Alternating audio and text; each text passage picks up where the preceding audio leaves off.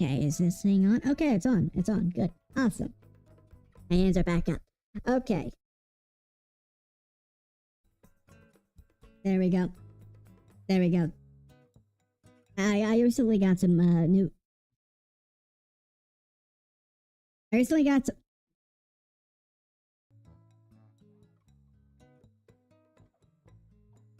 Is it going off now? Just because it's just brushing against my ear? No? Anyway, I got some like off-brand headphones, and they're sensitive as hell to touch for one reason or another. Anyway, hello everybody. Welcome to the stream. Hello, good morning, good afternoon, good evening, good whenever it is that you're watching this from, or when you're watching this at least. And welcome to another stream dedicated to Brazilian cuisine. Now, yesterday we had a long process whipping up some pamonhas, which are tamale-like little bundles of joy made with corn, sugar, and coconut. But tonight we're actually going to be doing something very savory, or a little sweet, and technically. I swear this thing is losing my drive without music, or with the frequent pauses. Okay, there we go. But I guess technically a little sweet, because this is the remainder of the sweet corn from last night. I'm going to be throwing into the chicken filling of our coxinhas. So, hope y'all are open for that, or ready to see me go through the entire process of making these. There's a little deviation that I'm going to be making, solely because I think I'm actually terrified that, terrified of frying things at home. And with addition to the fact that I don't have a fire extinguisher, right by my person, I'm not going to risk anything from there. So, instead of frying them, we're actually going to be baking them, at 350 degrees at 350 degrees Fahrenheit for about 20 to 30 minutes, or until they're like golden brown. That should give enough time and crucifixion to make it really good, really tasty. I'm also going to be doing a little bit of a American tradition and shaking before I bake them. Instead of rolling them or drenching them in panko breadcrumb, I'm actually going to put the panko breadcrumb inside this seam bag, I think is better to describe it. I don't know. A plastic bag, shaking it, and then putting it onto the pan for it to then later bake. In fact, I should probably preheat my oven, but I don't want to preheat it for about an hour. I guess I'll do it once we get around to actually making the chicken. Which, by the way, if you're wondering why I don't have the raw chicken out in front of me, sanitary reasons, and I kind of thought of it ahead of time and putting it into the pot, which we'll be displaying on the top left. My left, your right, so to speak. And we're of course going to be going back and forth. Give me a moment. To the big pan cam. And this small pan, this small pan cam right over here. Just so, like, I don't know, just so we have some variation in our shots, you know? But no, just to be brief, coxinhas are little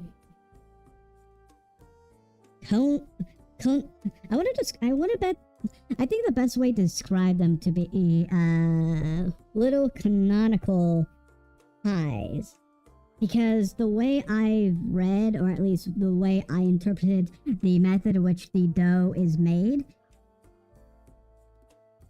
is to that of a hard crust pie, or water crust pie. I think I'm saying it right. It's practically a pie crust that is used to seal in a type of meat or vegetable, instead of like being used as both the vessel and food, or at least an additional food stuff to be added to the pie or to be complementing the filling.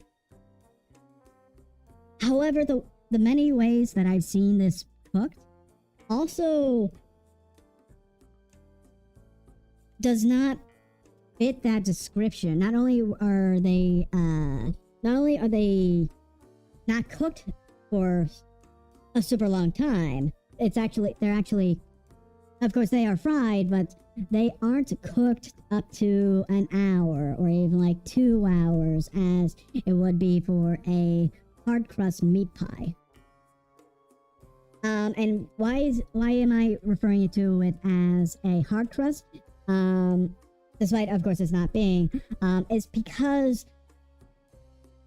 you're supposed to boil water and butter in order to you're supposed to boil water and butter before you add the flour to it to then create the pie crust or the hard crust pie.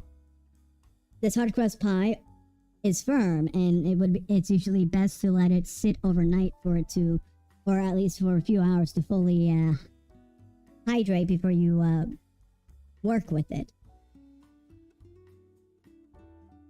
And and I suppose the good thing about making this, or this being a pie dough, more or less, is that I'm not going to need to knead the pie crust into or with flour. The butter should act as a lubricant or a excellent means of preventing sticking onto porous surfaces like that of my cutting board, which I'm going to be using a bit today. However, before we actually even start on the pie, we actually have to make the stock. And how do we make the stock? Well, it's actually quite simple. We're going to be boiling chicken, or in our case, it's going to be chicken thighs. The recipe I based this, or at least based my recipe off of, uses breasts, which I know for a fact have been used in order to create like ramen stock. But I'm also aware that coxinhas are made with a variety of chicken parts, or a variety of types of cuts, like that of breasts, legs, thighs, and even sweetmeats, or the organ pieces. I know also that there are variations to this little cone pie, that especially in the South, where instead of cream cheese, which would be more akin to those found in perhaps Rio de Janeiro, further south, you can find it being made with that of cheddar and pine nuts. At least the way we in the States call them pine nuts, although although that is a completely anglicized type of way of calling the nut in question. I thought of probably replacing or substituting pine nuts and using that recipe. However, I couldn't find the proper measurements or any type of ratios for cheese to filling. So I'm going to stick with the recipe I'm basing the way I'm going to prepare it off of. A little close, but also not far. In fact, yeah, that's it. But let's actually get around to making the stock. I'm actually gonna start by chopping up my my vegetables first.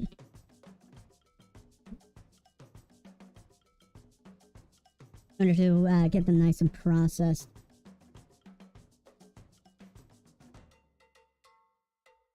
So generally you're going to have to, or at least in our case, you're going to be starting off with a 4 thighs. Or even 2 breasts, depending on which you'd prefer the most. I'm working with thighs because they were on sale yesterday. Thighs because they were on sale, and I figured that the math for the ratio between breasts and thighs would be that of a 2-to-1 ratio. Because of the not even using I uncapped my my vegetable peeler. So yeah, about 4 thighs to 1 carrot and to 1 onion. And before we add the carrot, I'm actually going to remove its skin because that actually is pretty bitter. And I don't want bitterness in my stock, in all honesty.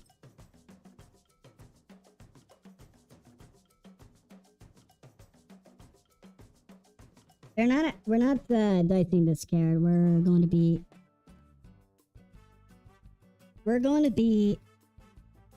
rough chopping it into either big or somewhat medium-sized chunks. I'm not using an actual stock pot. I'm using a saucepan. And I suppose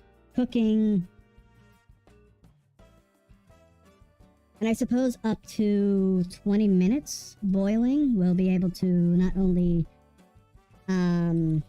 cook, not up to 20 minutes, up to 15 minutes, we'll be able to cook the thighs just enough to where it's also going to absorb the flavors of carrot and onion very well. We're not going to be eating the carrots or onion. It's just there to make the stock. So if you want to have the onion and carrots, go right ahead. I wouldn't recommend putting it in the filling though. So once you get your carrot nice and peeled, you're going to be once again rough chopping it. For the thicker part, I would highly recommend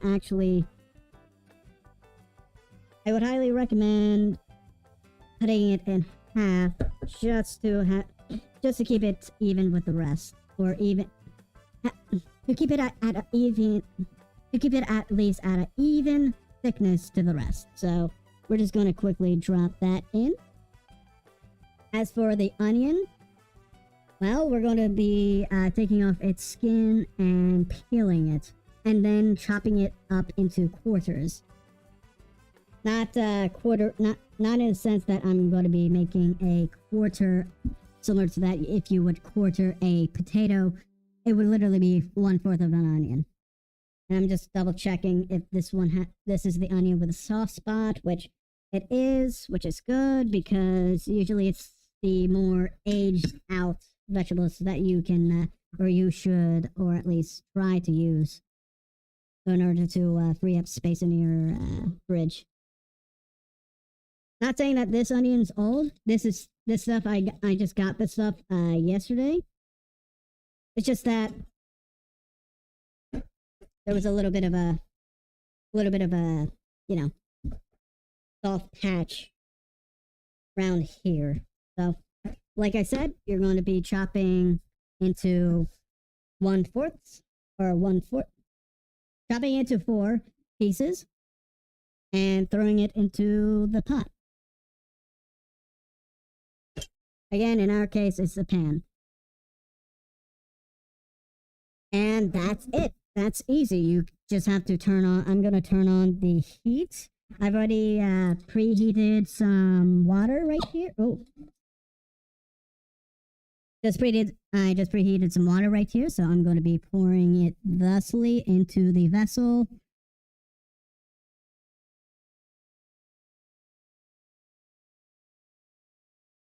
We shouldn't have a boil over because I'm not working with any starches. We're just working with fat, protein, and vegetable cannons, or whichever. We're, protein, alums, and root vegetables. So we're just going to do that. And in the meantime, we're actually going to be developing our filling, which I'm going to be using, or at least chopping or dicing up an onion for our filling. So I actually want to get a little bit of a close-up, if you want me to, on how I cut or I remove the peel of an onion, which will put it right here. There are many ways to peel an onion. Unfortunately, when I was a prep cook, I did not know how to do this in a proper way, or I didn't know how to easily peel an onion. And that's by chopping the top of the, and that's by chopping the, or at least slicing off the top of the onion. Peel away, make a line, peel away a line in the skin right here, as you can see. And then you're going to be using this, using another, and then you're going to be chopping off the, and then you're going to be chopping off the other end, and then peeling it that way as well. And from there, you're able to just peel off either side of the onion so much easily, or so much easier than if you were to chop it in half and then remove it via, you know, let me show you. I'm just realizing my head's in the way right here. Let me just, like, get out of the way right here. Just, there we go. CG Senpai, how's it going? Welcome to the it. Welcome to this. Welcome to the it, so to speak. Also, love the new chef shoot. Thank you very much. Thank you very much, CG Senpai. Now, but the way I'm describing it, or at least want to describe it, is that once you chop it, if you were to just chop it directly in half, you're going to have to actually peel, slowly and surely peel away. The method that I learned allows you to already have a grip, or at least a foothold in peeling the onion. So, actually, I'm going to quickly have to expand my YouTube channel on OBS. And why is my music not on? I could have sworn there we go, now it's on loop. It's going to be welcome. I'm just playing some games. Awesome. In the case you missed it tonight, or missed it earlier, we're making we're making coxinhas. Right now, I'm letting my stock go, which is not working. Give me a moment. I just realized I did not connect my. I just realized that I did not connect my my hot plate with the outlet. So I'm going to quickly change that. And we're going to be all right after I come back after this message.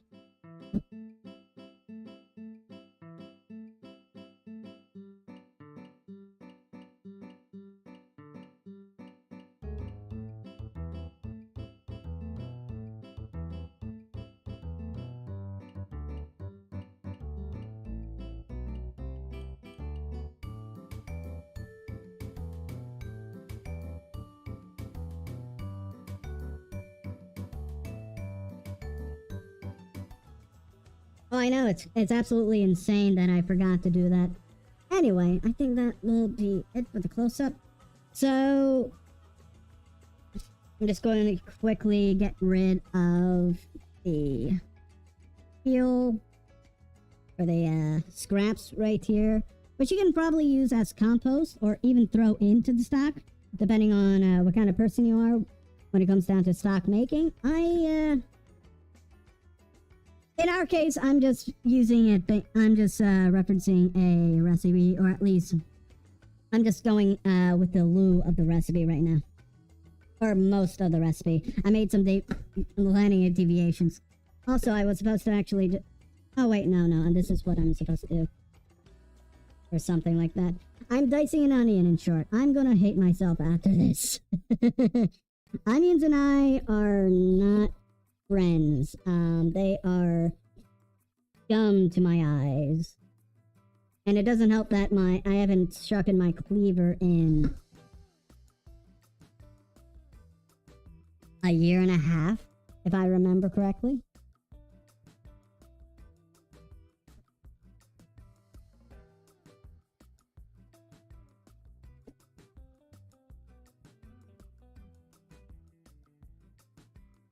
So, yeah, you're going to be dicing an onion. In my case, it's going to be a rough dice, so to speak. But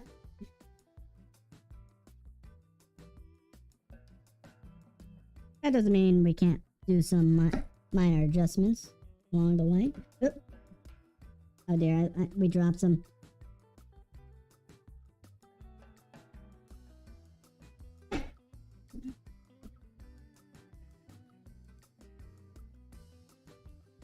We're not going to be adding this directly into the filling. We're going to have to fry it up.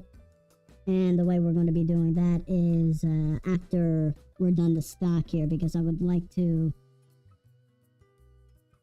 combine. Oh, what's this? Oh, it's a onion scrap.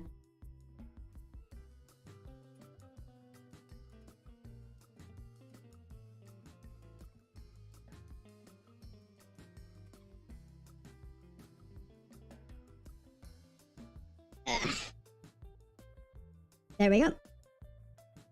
I had to grab the onions from the floor just so they don't become a problem later on. Nah, I'm not going to bother with it yet. We're gonna or try to get a boil on with our we're gonna try to get a boil on with our chicken thighs and then after that, we'll actually start the countdown for how long they're supposed to cook for. From what I've read, they're supposed to cook for, because these are skinless boneless thighs, up to 12 to 18 minutes, if I remember correctly. So, yeah, there's that. It's plenty of time, so to speak, for us to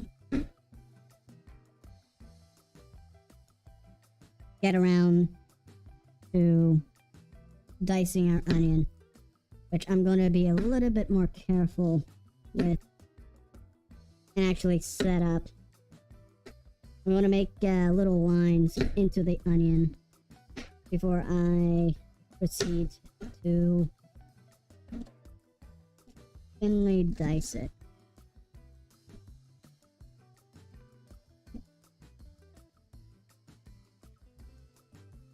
So when it comes down to chopping, when it comes down to using any kitchen utensil in order to cut things, if you're not experienced, it's always good to do it nice and slow. I have cut myself many times over with this cleaver, so I give it the respect it deserves.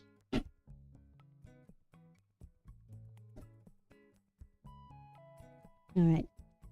So this is a proper dice. Let me give you guys a little bit of a close-up right here. There we go. If you haven't noticed, this is more fine. This is a little bit more chopped. I'm actually going to be going back to this and giving it a little bit more of a correcting dice.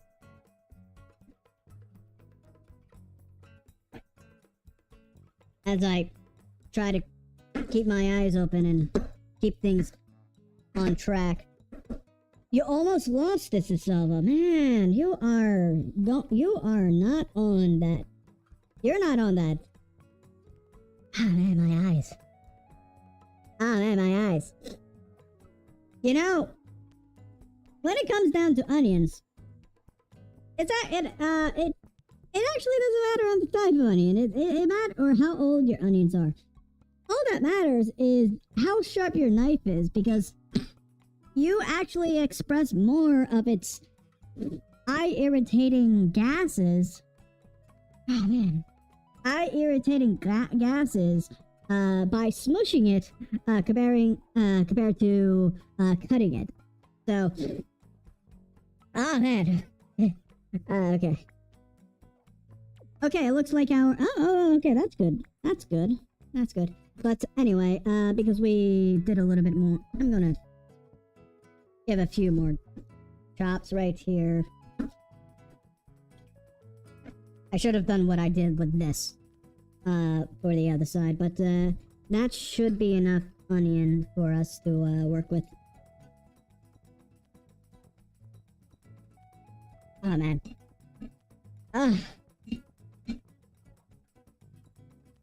Who's playing a sad song? Because I just can't hold it together. Okay, it looks like we're getting a good simmer here on our... Yeah, it looks like we have a good simmer on the stock right now. I'm actually going to quickly... I'm going to quickly add a little bit of salt, just to give it a little bit of seasoning real quick.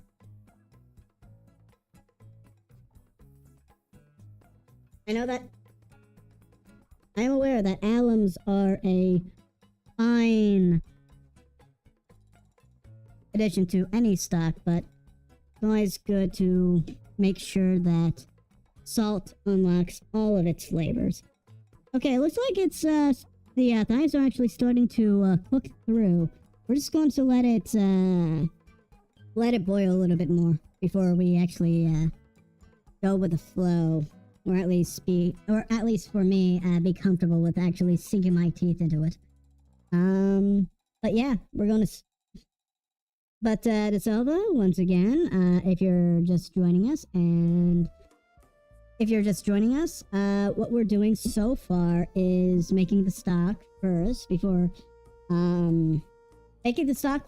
that we get the filling out of the way.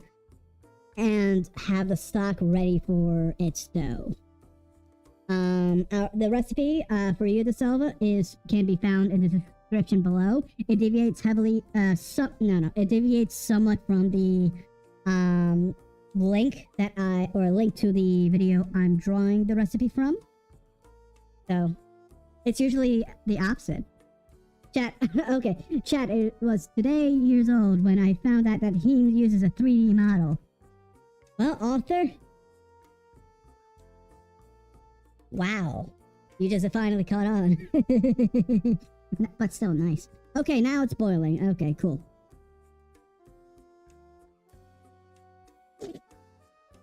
Oh, man, that actually smells good. That smells wonderful. That is just the beauty of alums interacting with fat.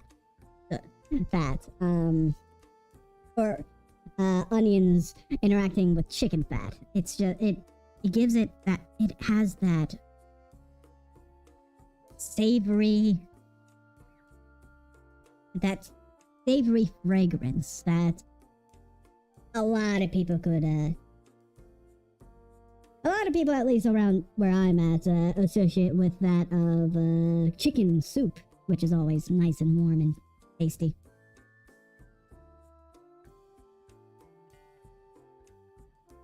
Actually, you know what? DeSalva, you're right. You're right, author. Why do you assume that I have a 3D model? Huh? As far as I know, what you're describing is a falsehood. In fact, I don't have a 3D model. I just lied to you. I just gaslit you on the fact that I have a 3D model. It's just that I have a very well-rigged 2D model. In fact, I am running it. Let it boil for I'm going to let it boil for about like 10 minutes before we actually take it out. Which shouldn't allow cooking the thighs for about like, or boiling the thighs for about like 10 minutes shouldn't be too much to where it dries out. By the way, can Bobby confirm that y'all can hear the background music? By chance? I checked I was checking the audio from last stream, and I couldn't find anything or couldn't hear it at all. So the sooner we get that situated, the more textual or the more texture the stream has. So let me know. So yeah, okay, CG Senpai, yeah, okay, cool. It's supposed to be a little in the background, not too much to where it overpowers my voice, but you know, it's always good to have that, to you know, have a nice tone set. I guess we're just gonna wait for this to boil as we just do a little bit of a just chatting segment. Oh, yeah, actually, again, in the case you guys are not aware, or again, I'm just catching you guys up with what I was mentioning earlier, or at the start. Where did I put it? Here we go. So I'm not going to be drenching. I'm actually going to be doing a little bit of a shortcut when it comes down to drenching this stuff in panko breadcrumbs. You see, in the United States, we have these boxes called Shake and Bake, which are like seasoned panko breadcrumbs, which you throw into a bag or open its bag and throw whatever you need to coat into it. So the way I'm figuring it out, or the way I'm thinking, is that I'm going to be throwing panko breadcrumbs into this, into this bag, and then the uncooked or the wrapped coxinhas, and then shaking it, and of course, again, we're going to be doing, or I'm probably deaf. There we go. The music's on. No, it's just that I have an earpiece. I listen to all the sounds that's coming from the computer through my earpiece.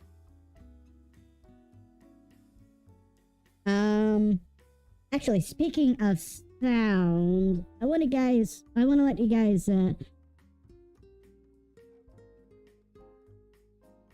I want to show you guys,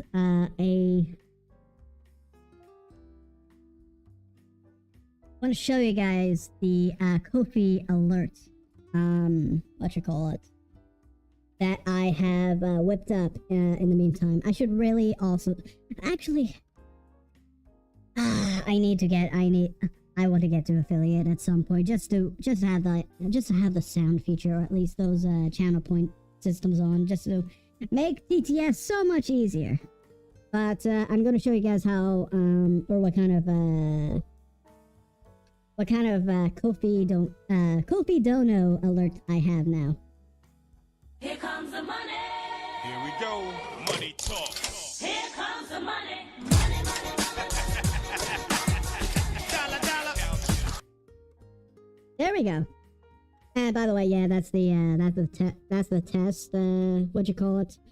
So yeah, I know, right? It's fucking incredible. My only issue could be the closed captioning block that I've been told, at least from Humble Top, or at least someone else described on the Twitch end, actually blocking that. Oh wait, no, it maybe not. I'm just double checking real quick. Yeah, no, I just need to move it, actually. Move it to the other side. There, my worry has been resolved. So not only do we have people able to, see what's going on the right side of the screen, you're right, my left. Yeah, my left, you're right. But yeah.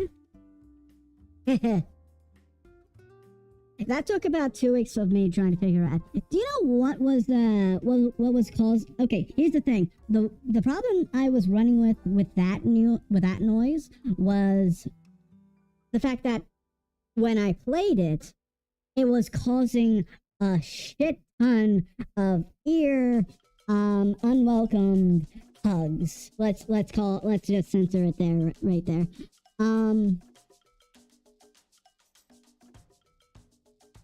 As it turns out, that's a Windows 11 bug.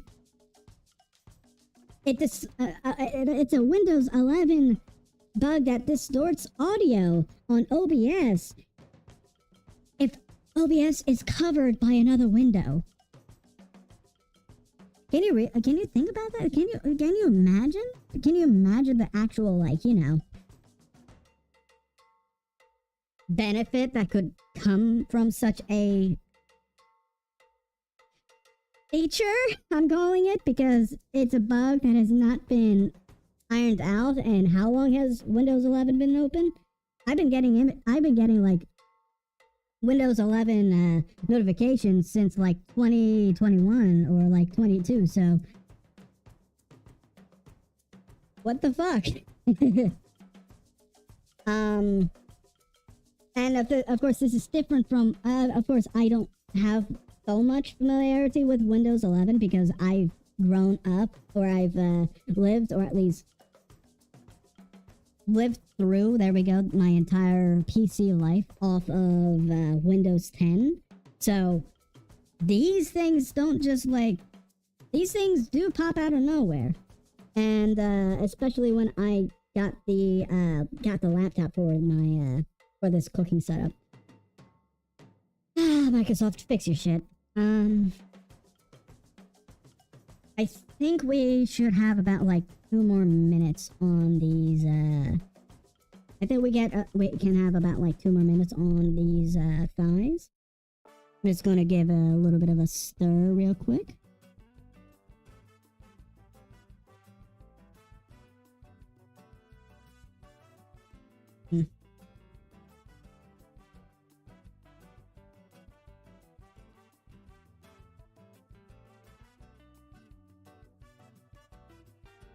I mean, already this is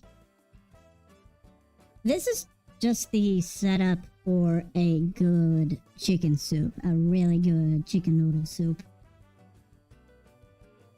So, yay for that.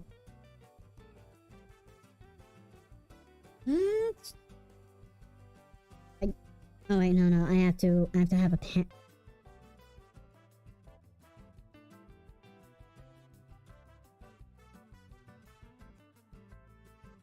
I just realized I might need another pan for the. I just realized I may need another pan for the sautéing part of this. So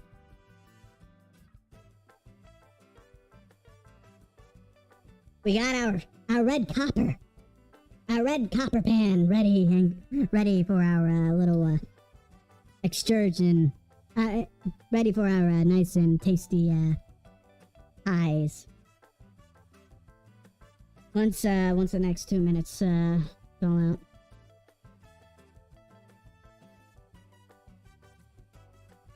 I'm gonna take a little drink. Anyway, while this is cooking, how's everyone been doing?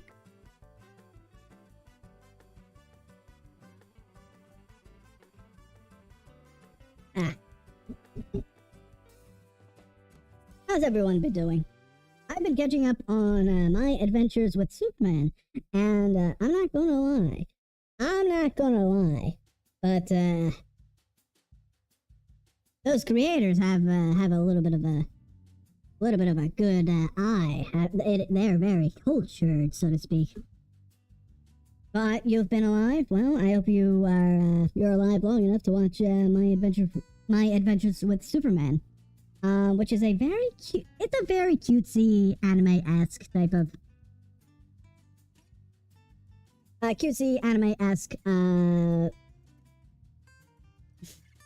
take on Superman, if that makes sense.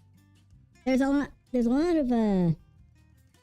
of tropes, so to speak, or a lot of things that you just can parse out as the series went on. But Lois Lane is pretty hot, yeah. Yeah, I get that. Oh, yeah, absolutely. Especially in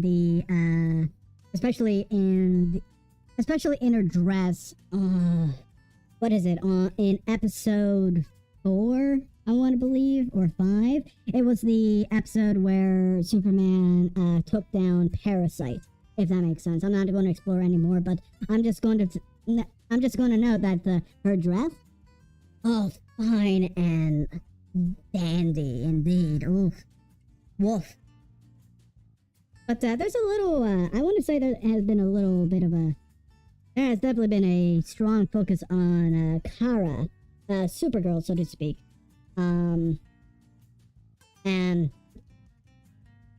But yeah, and bro, Lois, my lord, your lord has spoken, and he has spoken in favor of tanned tomboy GF.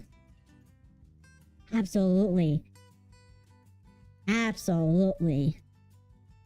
Kino, character, design, and taste from the people at DC Animated, or whichever studio, or whoever directed this. Oh, it looks like we got a little bit of a returning guest. Hello there, Lunar. Hello there, Lunar. Welcome back to the stream. We're currently oh, the devs know the audience. Oh yeah, especially with Kara and the amount of times. Oh, amount of time that that lovely girl, let's say, has been depicted many times, because that's the thing about the Kryptonians, or the depiction of Kryptonians. Not only do you have the buff himbos, you also got the tights for said himbos, and even Jimmy has a very cool new design. Oh yeah, very tall. He's tall, lanky, but he definitely has that, like, how do I say, side character support energy, if that makes sense. He's definitely that. He is the quintessential third wheel, a very important third wheel in the trio of Superman / Clark, Lois Lane, and of course Jimmy. Jimmy's there. He's there for everyone. And of course, he's getting a little baddie. What are you making? Do I need to pray to God? What? No. What are you talking about? We're not making NyQuil flavored coxinhas. We are not. We are making regular, good old fashioned coxinhas. Coxinhas. There we go. Good old fashioned coxinhas, and nothing more. I'm not gonna lie, I will never. I think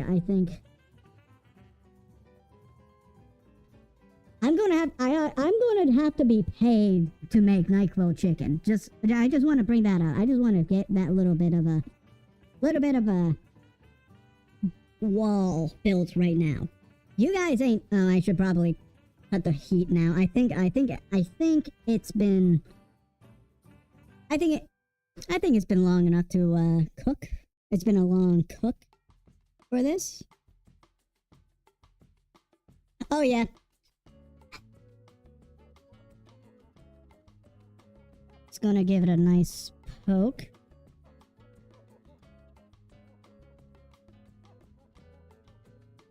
I just wanna.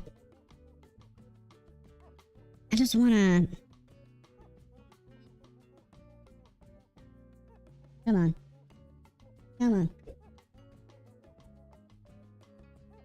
I'm getting resistance. Oh yeah, that's cooked. Okay. So, we're going to be moving on to actually making our little filling here. Anyway, just to... Okay, I actually misread your chat, Lunar. What are you making? Do I need to? Pray to God? Have you tasted, Baked Alaska? I feel like I had at some point in life. it seems like something that has been brought up so many times that I want to believe it came. I want to believe it. I want to believe that I have made it before, or at least had it before. I mean, besides, it's like, what is it like? What is it? Flambéed? Let's see. It's a ice cream cake with a flambe marshmallow cream topping of sorts. Something like that. Anyway,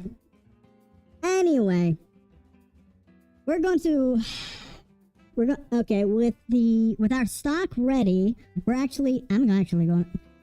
I just realized I have a lot of stock. I'm probably going to use that for something else later in the week, or at least probably drink it. I could probably just put some pasta in this, or at least like some rice. And oh yeah, I can just put pasta in this and make some noodle soup. It doesn't have to be chicken. It's just the essence of chicken.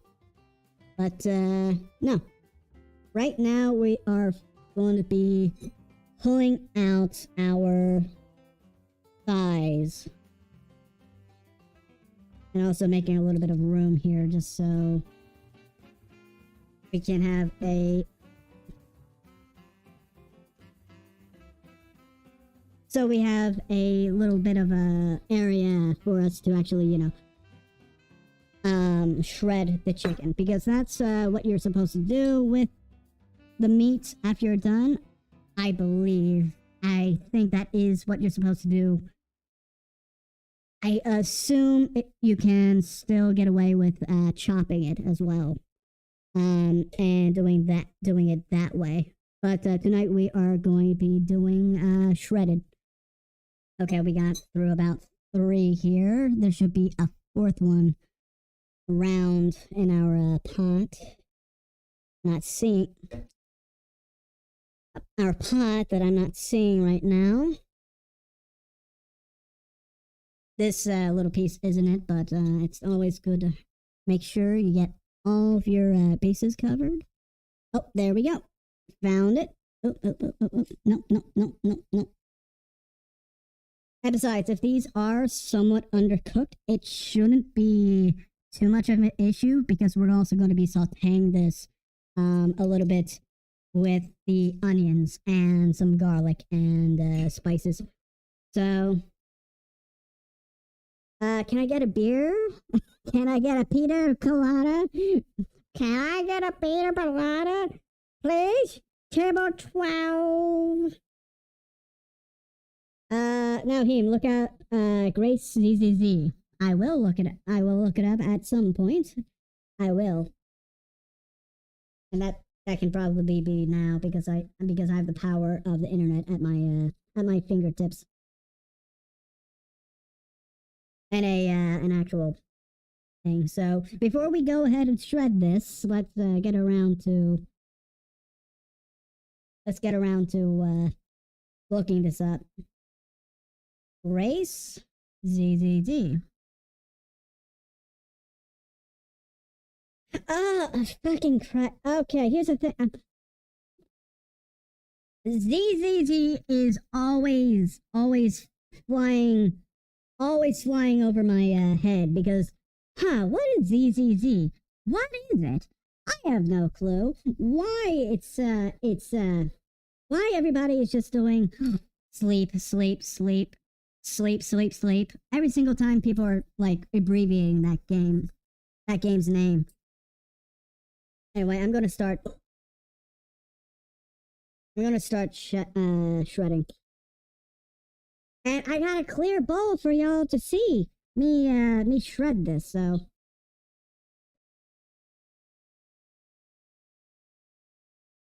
I hope you're happy.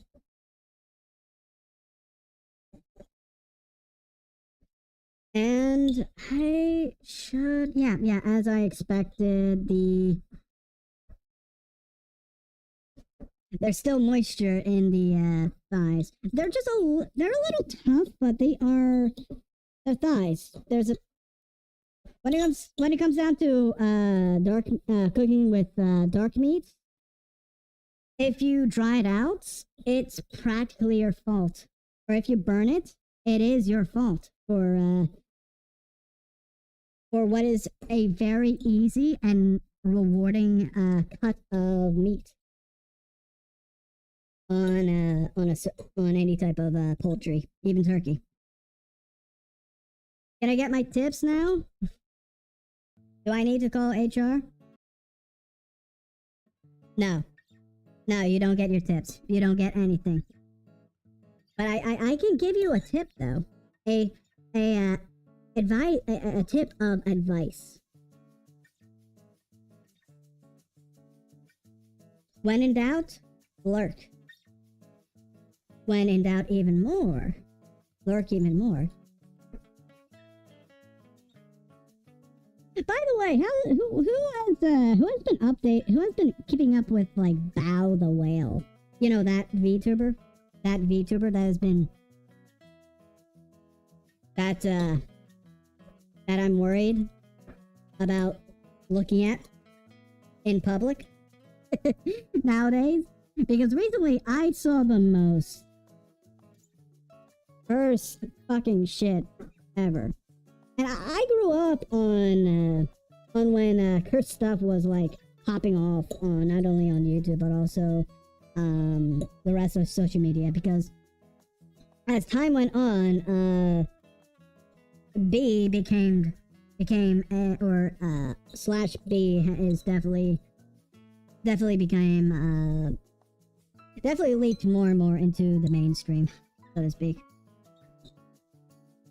But no, Bow the Whale, or at least the last clip I saw of Bow the Whale, was that of when she was doing like a in-person stream or like flesh tuber stream where it wasn't her model, but instead, you know, her, but a little bit more like covered up so that she still can protect her identity or her face or whatever, or at least half of her face, because she also used a mask or like a sickness, or like a what is it probably called, medical mask. There we go, that sort of stuff. No, she was dressed up in a Vaporeon onesie, or at least hoodie, with a pregnancy prosthetic. You know, I would think that like her getting that slime model might have been, no. I should have known that when she actually got that slime model, I was in for seeing something fucking degenerate as fuck. Or degenerate as fuck. There we go.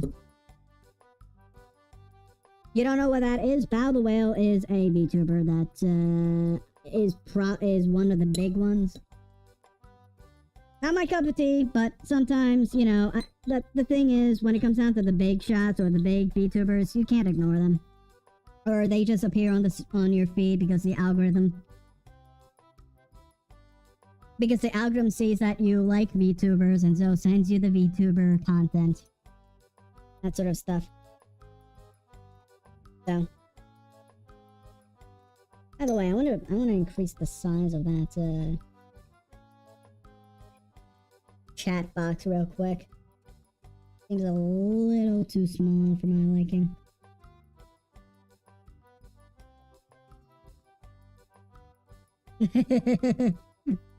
Server is not hard. Yeah, but also no. I mean, I've worked both front and back of house, and I'm not gonna lie, I would prefer back of house, especially in a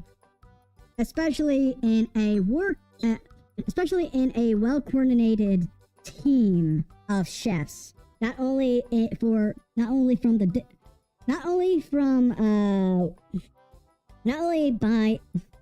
A well-coordinated team from the dishwasher up to the head chef.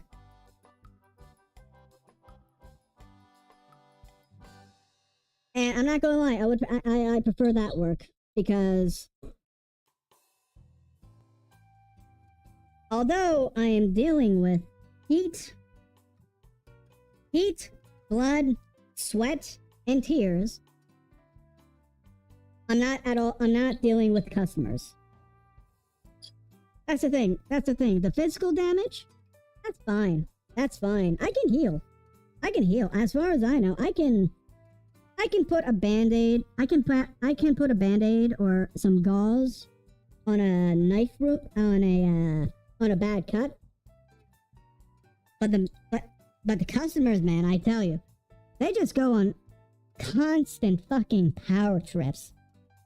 I will always remember the time when one of our waitresses at the brunch place I worked not only as a busser but also a dishwasher and later prep cook. I remember distinctly that she came in crying and bawling her eyes out and never coming back to our job the next day. And the thing is, I want to say she was a pretty hardy girl. She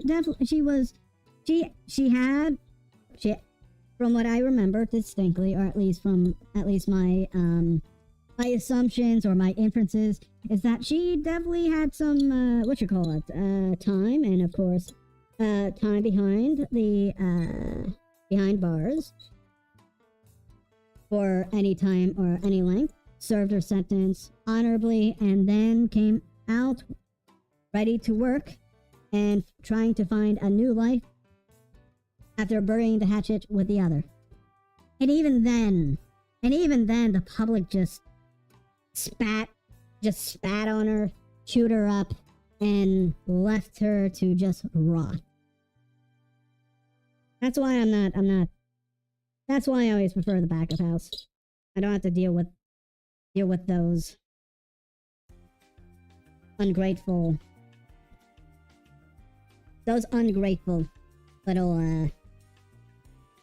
little shits.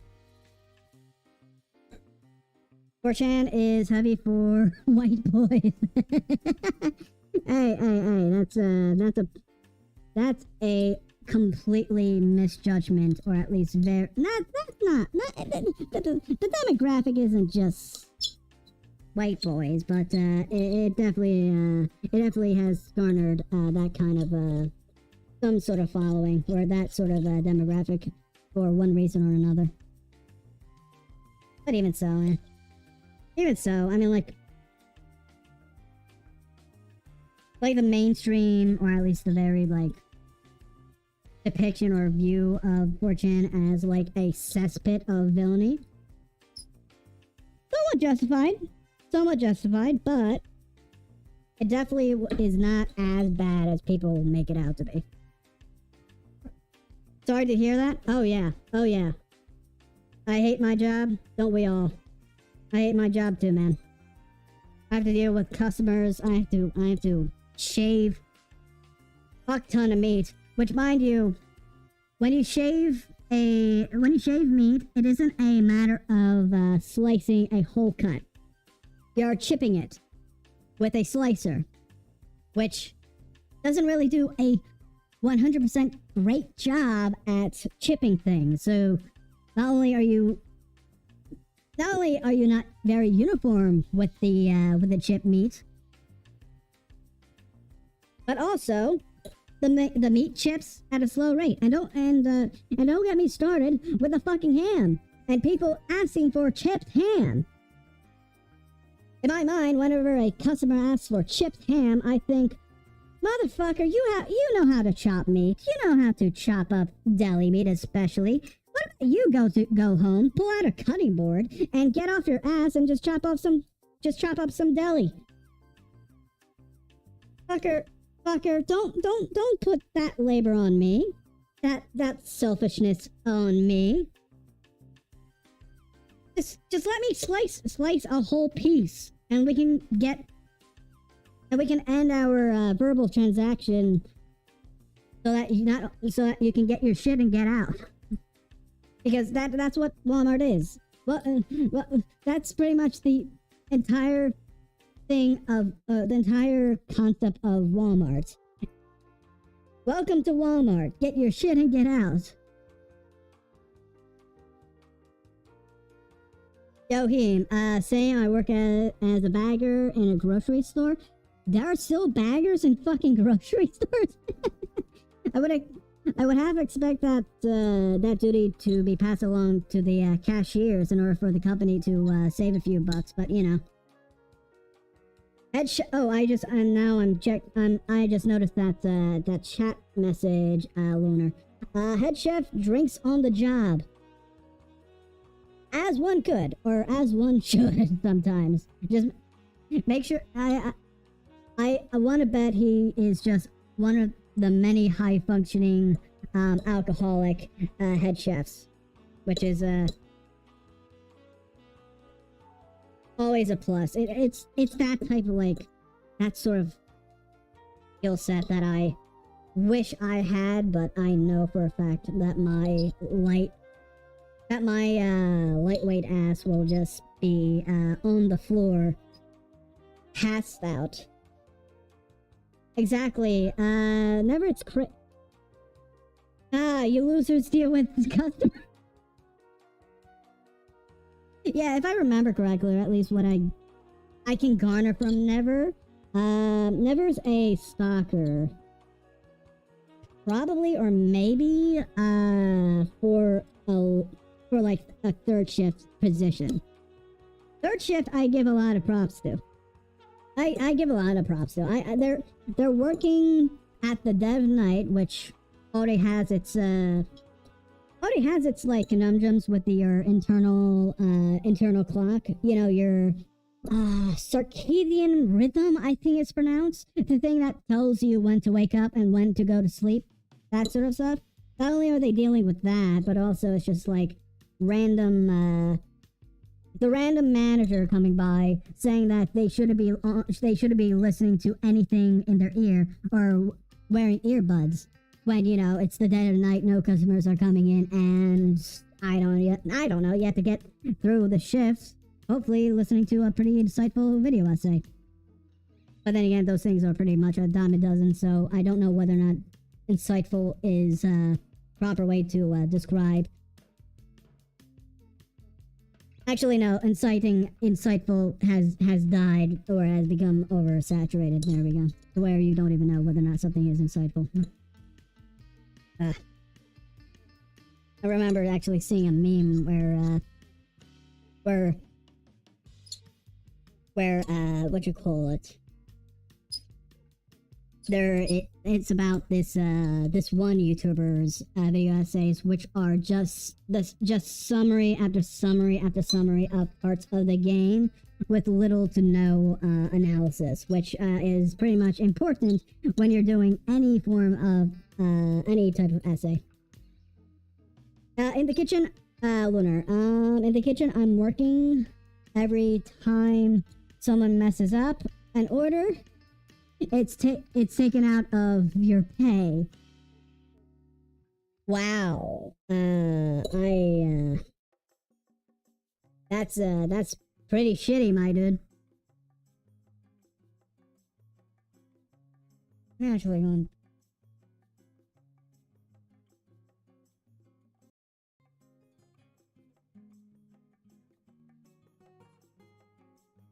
Increase my volume just a little bit more, or the music volume just a little bit more.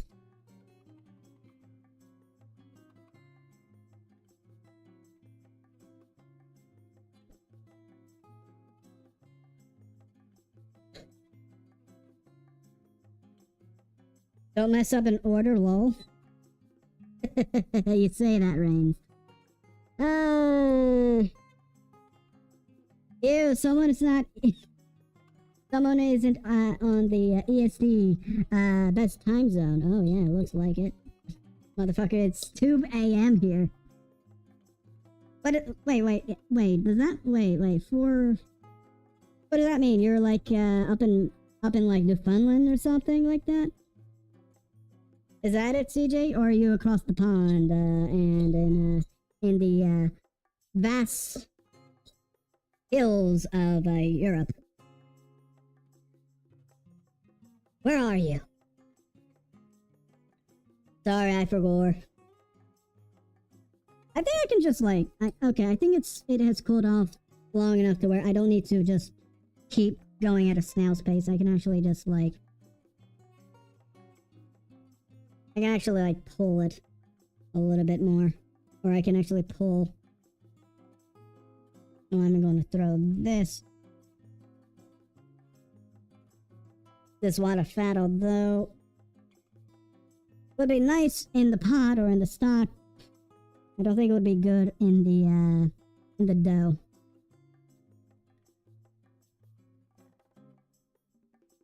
I earn 9 US in 1 hour. Fuck, that's slave wage. That's slave wages up around the States nowadays. Ah man, I feel you, man. That sucks. Yeah, that's it. Well, I mean, like, it depends. I mean, like, crap. You said that you were a professional chef and a bartender, if I remember correctly, Lunar. So, at least when it comes down to bartending position, that's above like the at least the federal average or the national average. State-wise, in Pennsylvania, at least, or at least from what I've experienced when looking for jobs as a bartender. Or while working my own bartending job, while trying to find ways to supplement that money. It was set at like $1.25 because most of your pay is expected to be coming through by tips alone, which sucked, which I guess is the benefit of me working at a job which doesn't technically put me out as an actual bartender, but also am a bartender, to where I was actually able to make up to like 12 an hour as a bartender, plus the tips. I don't even need to split my tips, unless we're training a newbie. But no. People in McDonald's earn more than me. That sounds right. That sounds about right. And that's not even like I'm not even trying to like dig at McDonald's workers. McDonald's workers are factory workers after all, because they are put into a kitchen that looks more akin to that of a factory with a lot of specialized parts and industrial equipment made to streamline the cooking process as much as possible. That's because Mr. McDonald, or the founder of McDonald, incorporated that entire thing, or the entire assembly line, or the factory, into a restaurant kitchen. Which is pretty ingenious, but once everybody started copying it, expectations for everyone started to be very, very inconsiderate. I know for a fact that definitely leaked into what I have experienced while working at the Walmart deli counter.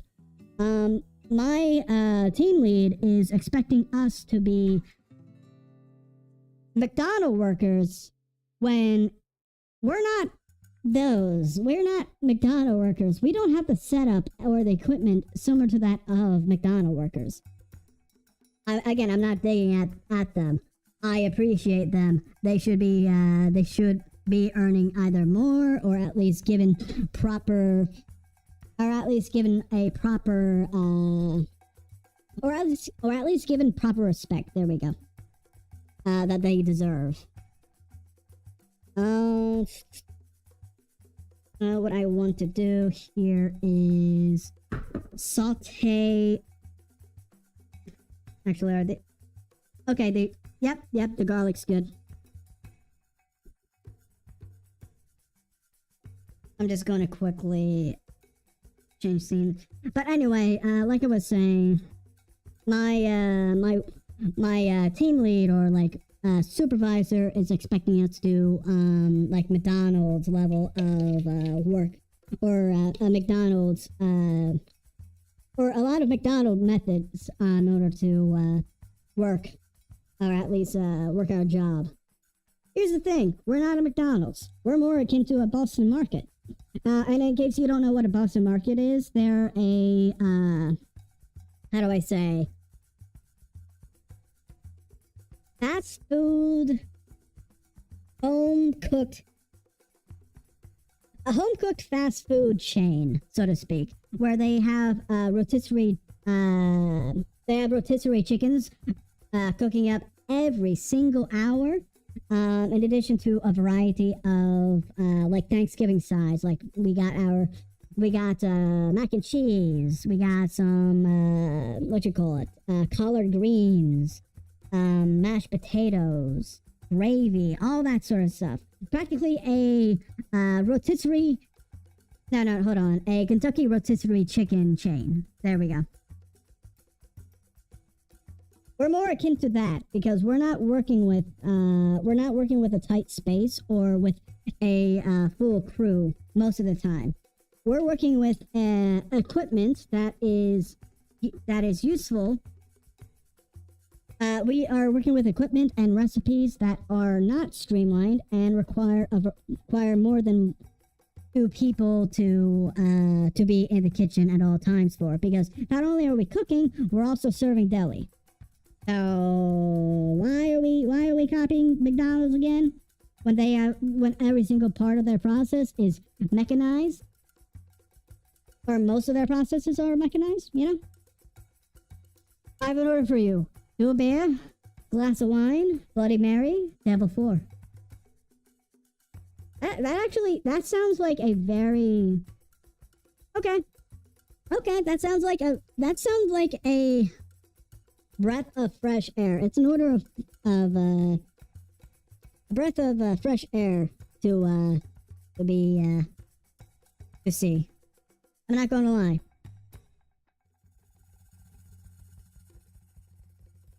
Alright. So, after we finally shred our,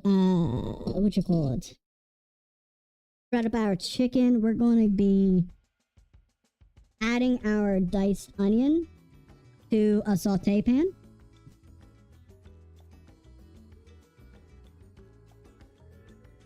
And we're going to cook them until they are translucent. And the garlic until it's fragrant. Which will occur at different times, but as long as that is always moving, or at least mostly moving, it should be easy. Love me some onion. I know alliums are such a beautiful part of a dish. Are always beautiful in a dish. Let's see. Or at least marks a good dish. Use a suit for your avatar. Oh yeah. Yeah, I have to use a... I mean, like, this is me interacting with the world. And, you know, it's kind of hard to do with the suit. Without probably investing, like $1,000 on a track suit. And even so, I run into problems where this hand is not going to be the hand of my model. Or it will be, a part of the model. So, not only am I working... I mean, like, there's an entire layering issue I have to work with when it comes down to using this, or at least setting up this this studio, so to speak, or this scene. One of which is of course the restrictions of technology and how I can't go through layers on a screen. So like if I were to per se get a tracking suit or hand tracking, there we go, that is practically flawless, I still have to get over the hurdle of the arm not only either clipping through the the table here, in addition to or not clipping through the table. There we go. there isn't really much of a transition I can actually properly do. And now I'm going to be switching to the scene real quick. Remember, we are going to be cooking this until the onions become translucent.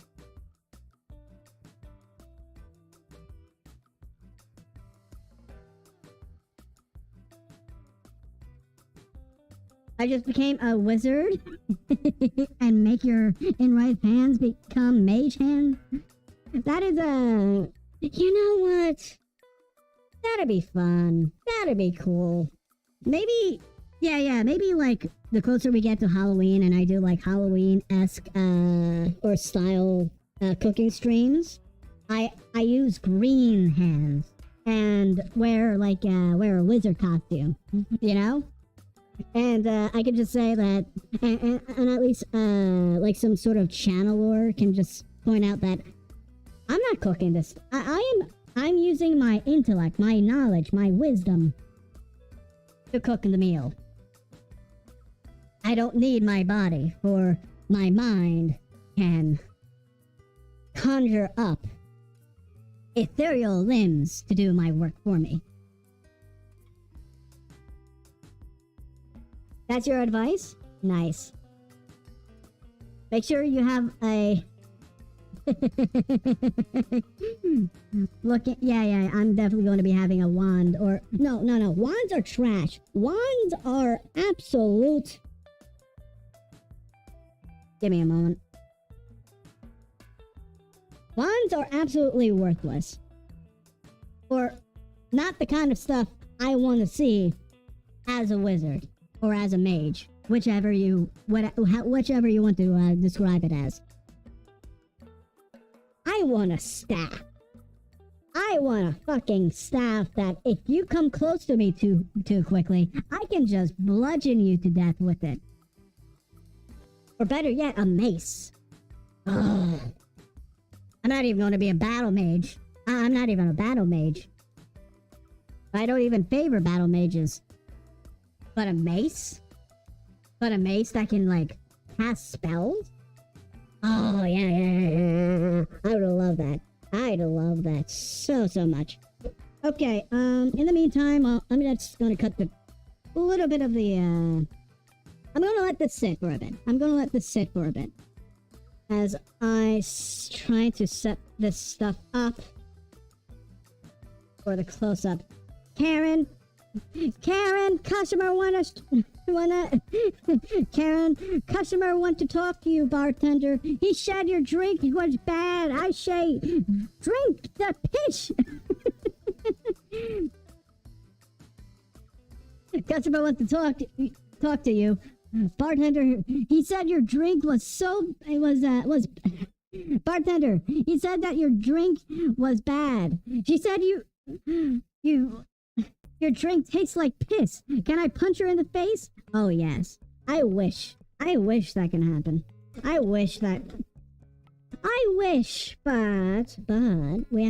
but we have to abide by the social contract, of course. Because if you were to punch someone, they are obligated to punch back. So, I suppose that's that. It's a shame, really. But you know. Sometimes, I imagine, if something were to happen, or if something were to pop up in that kind of situation, I can't eat onions anymore. And then that thought makes me sad. Anyway, we're gonna go back to close-up and setting up our spices. I'm not going to throw them into... I'm not going to be throwing them...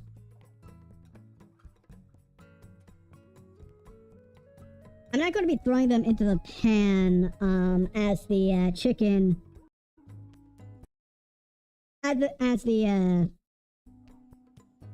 the chicken mingles with the... Well, I said it again, and it's in the title. I'm making... Oh, wait, I'm not... That didn't update? I could have sworn my... Damn you, Stream Manager. Damn you to hell. Okay, I'm gonna have to rename this, I'm gonna have to rename this stream title real quick. I am making, cocinas. Crap. Give me a moment while I... I'm in a void. Man, version broken. There we go. There we go. Anyway, I updated the title. We're making coxinhas. Oh, I forgot to uncap my parsley here.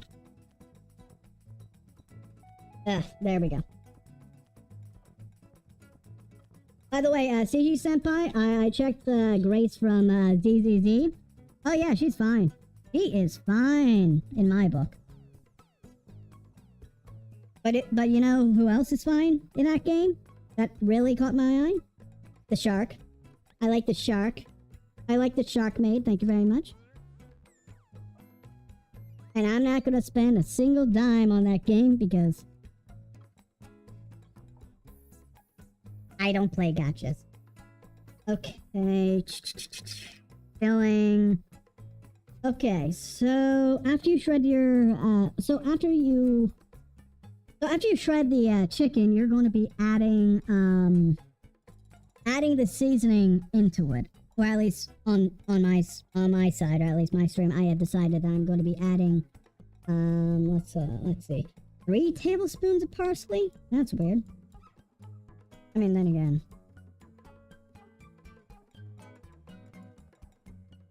There we go. You got 100 free pulls just by playing the game? Or, making an account? Sounds alright. Anyway, after you shred the chicken, you are going to be adding 3 tablespoons of parsley.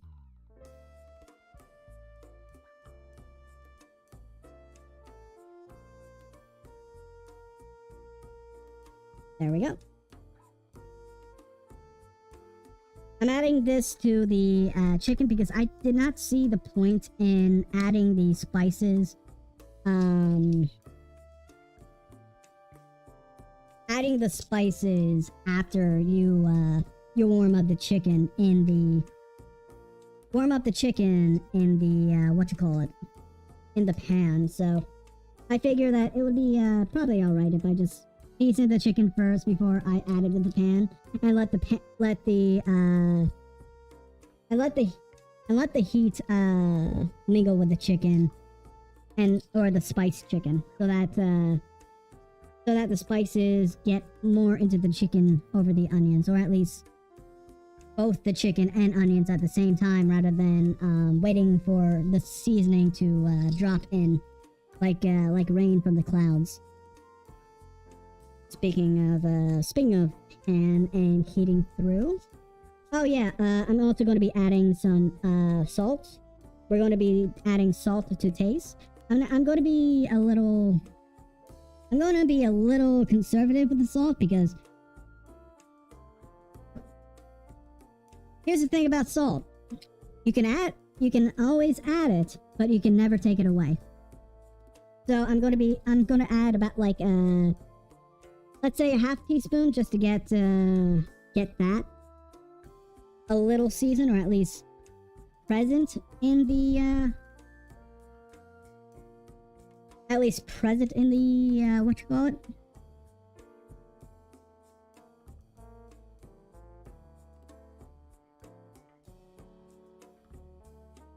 Oh, so why do I use a voice changer? Hey, I'm a Bobby Niku. That's kind of par with the course. You should read the about page more often. Or your friendly VTuber's about page. It's an aesthetic that I appreciate. Also, there's a very strong cognitive distance that is given to me by using the voice changer. So I am not listening to my actual voice when I'm making the videos, which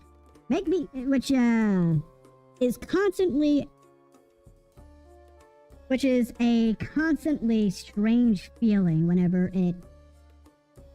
it comes up. I did have a minor voice reveal, or at least brief voice reveal, as like a joke of sorts.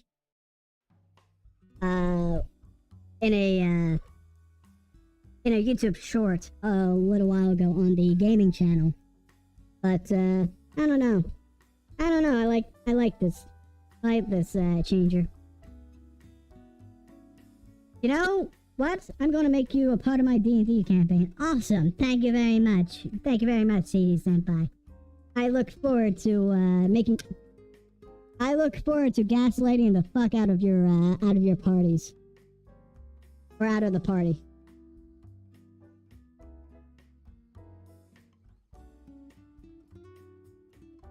On the topic of gaslighting, actually, have you guys heard about the recent recall on... Have you guys heard of the recent recall on green beans? That Walmart did a little while ago?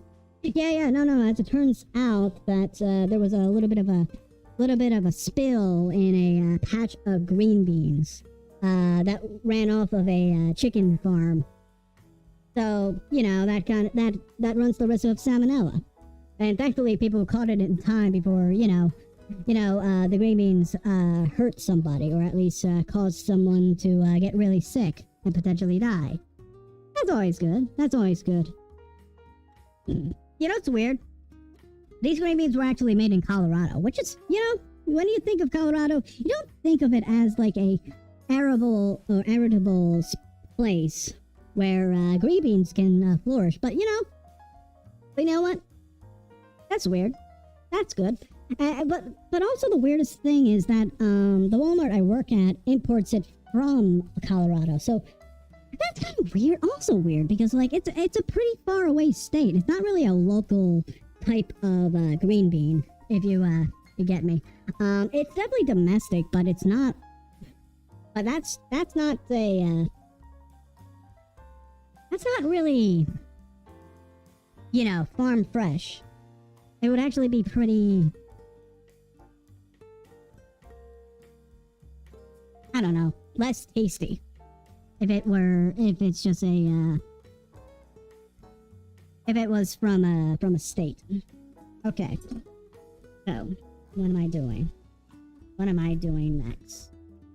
Well, we're going to let that filling just like warm up just a little bit more.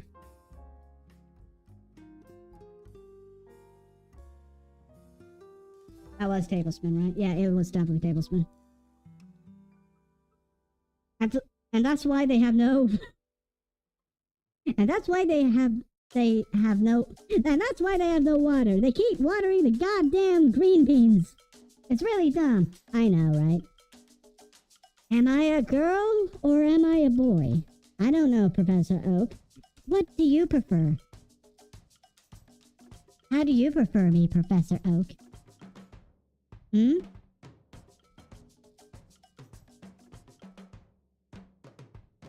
Okay. I think with that, we're going to change out here. We're going, or change gloves real quick.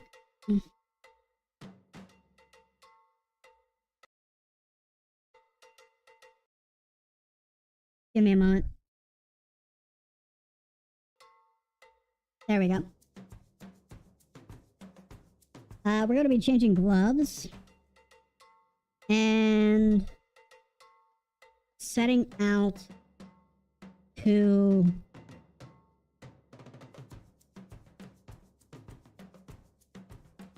we're going to be setting out to make the dough. So we're going to take this.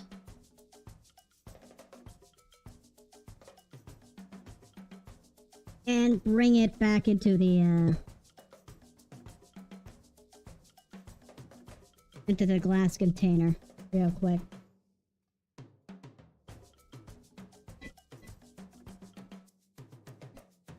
There we go.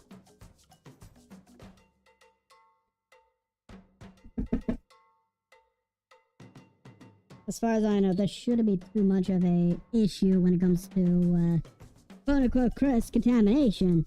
because what was in here was already cooked chicken and spices, or and spices that were not cooked through. But that's not gonna. We're not gonna run into any sanitary issues there. I do want to figure out where to put the. There we go. That. We're just gonna let that. Ah, that cool. Ooh. Parsley, onion, just a little bit of paprika. I don't think this actually needs needs salt, which, or at least needs a lot more salt because varieties. But let's try it out just to see how it is.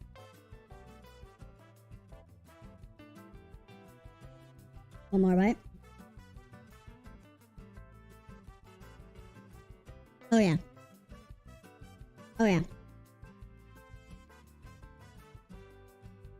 It actually has a nice it kind of reminds me of a how do I say?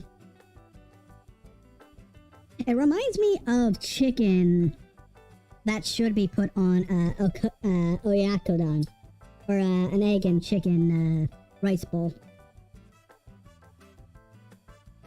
Okay, so I'm just going to quickly put the last of that there. We're gonna move this this pan off screen. Disappearing.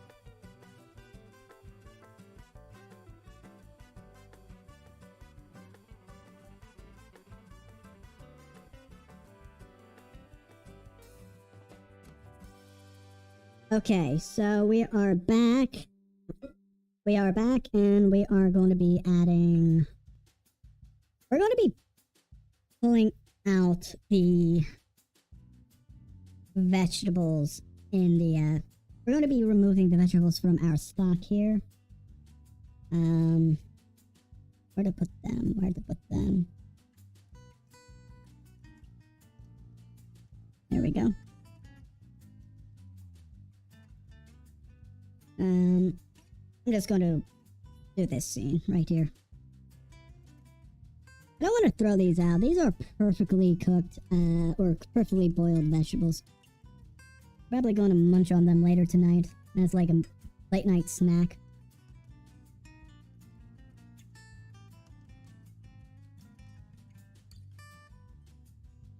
Actually, before I start, actually, I just realized I'm supposed to put this in a regular bowl, and then I was going to spoon it out into the liquid measuring cup I have right here. But before I do that and actually do what I was intending to, I want to show you guys how golden this stock is, or this broth right here. Whichever nomenclature you want to describe it. It is golden, fatty, delicious. And I'm looking forward to, I am looking greatly forward to, using it for our dough. Or putting it in our dough. About 8 o'clock, we should be able to finish this real soon. Alright, we're going to be using the same pot though. And hopefully nothing comes bad from it. Okay. So, actually we're going to need to have a screen on the pot right here.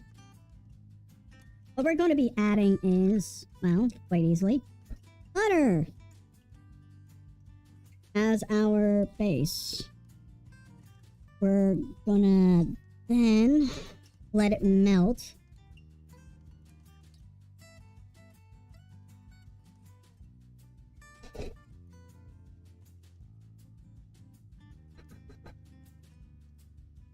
And once it melts, and once it has melted, we'll be adding Come on, Streamlabs. Oh! Okay, Streamlabs, you're right. You're wrong. You're good. Oh, good. Okay. Pain. The pain.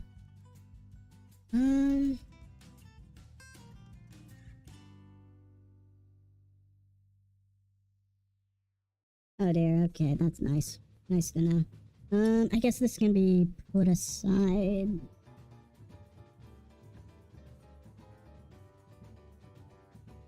This is trash.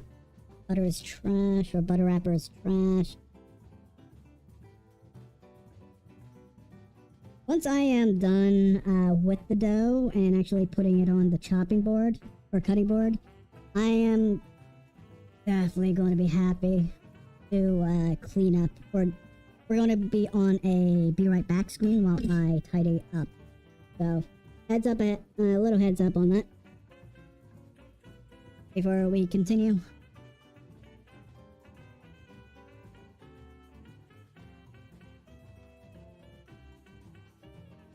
So yeah, like I said, we are melting this butter before we start adding the liquids. All right, that's ready.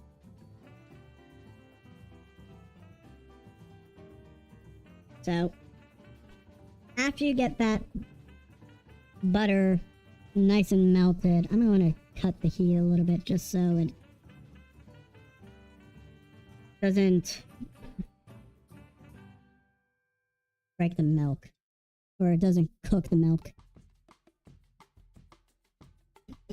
So after the butter melts, you're going to be adding 2 cups of milk.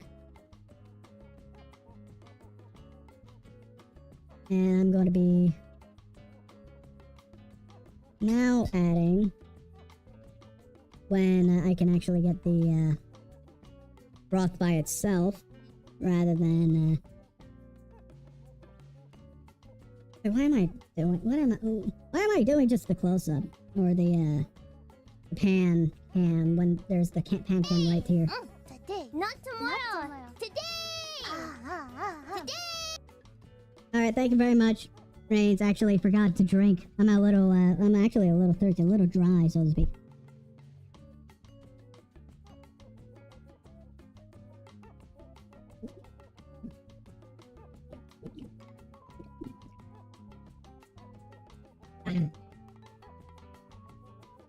That was a long draught. A long draught. Pave is, or pave. Is it pave or pave? Pave? Okay, pave is a Brazilian cake. Wouldn't mind at some point making that. Sure, it's, I'm sure baking will just be, less time intensive and, labor. Or baking cake would be time and labor intensive as this. Even if it's made from scratch. It's a matter of figuring out what the wet ingredients are and the dry ingredients and which order do they mix together.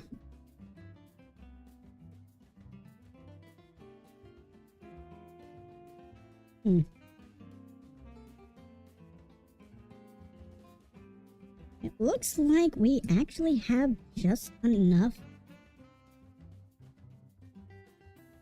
Yeah, it looks like we just have just enough broth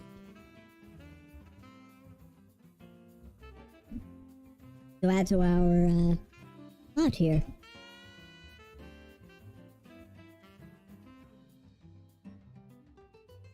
Okay. Now I need to bring that up to a simmer, or at least a boil, if not a simmer, just to have everything nice and heated together and ready before we add our flour.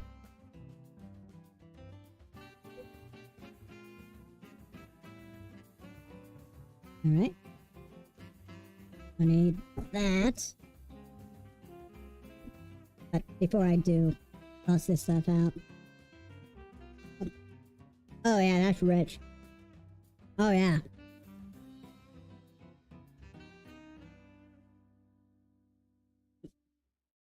I'm probably just going to do like, or follow the recipe up to boiling the chicken, carrots, and onion, because this stuff is,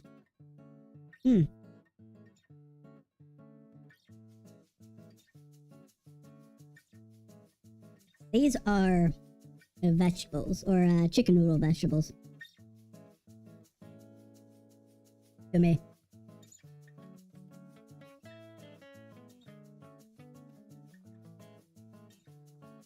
I guess this is gonna just be a little bit of a... You were supposed to drink from the bowl? What am I, like...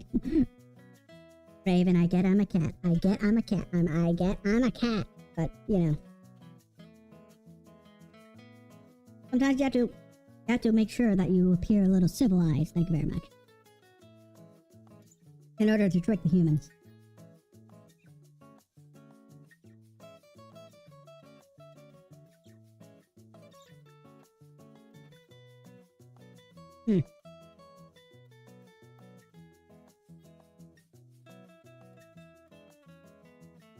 Oh, absolutely beautiful.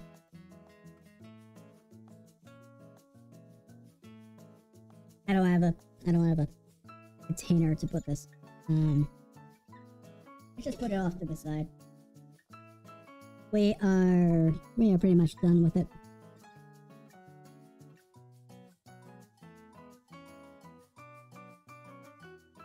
We actually getting some heat here? Yeah, the coil's on. We have to heat this through into a simmer.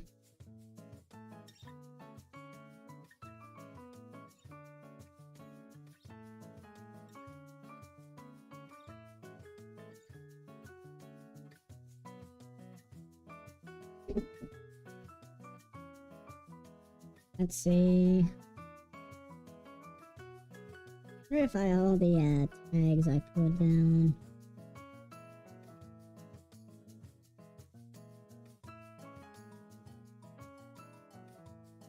I'm gonna have to adjust that.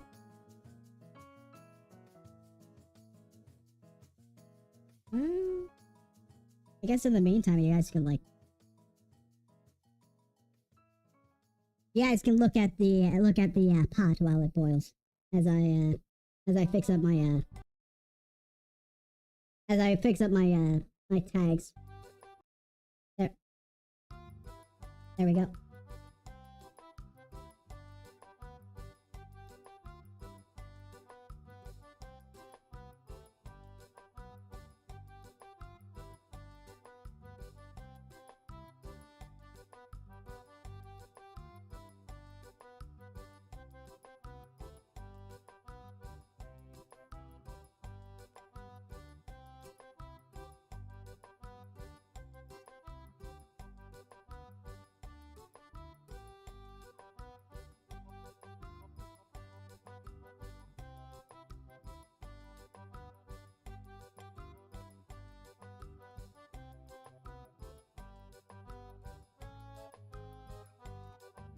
Alright, I'm back.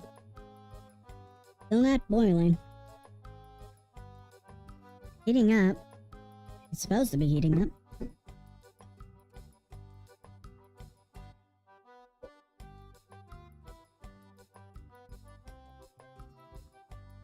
Oh, I caught an onion.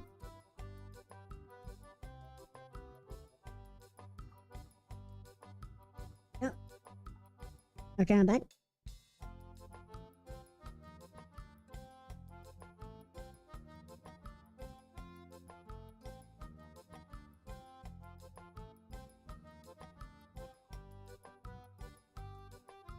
Curious where the parsley came from.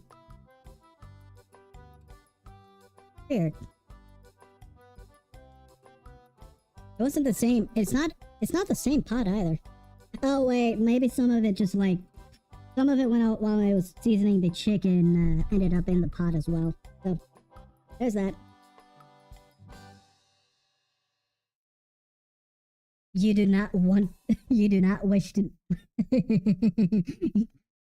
Thank you very much. Thank you very much, Peso. Hooray, returning... flour, if I'm correct. That's good. That's always good. Nice to see you around. Nice to see you, Izo. Or nice to see you again. But yeah, you do not want to know. At all. Right now, I'm just a puppet, and this is the magic that you're looking at right now.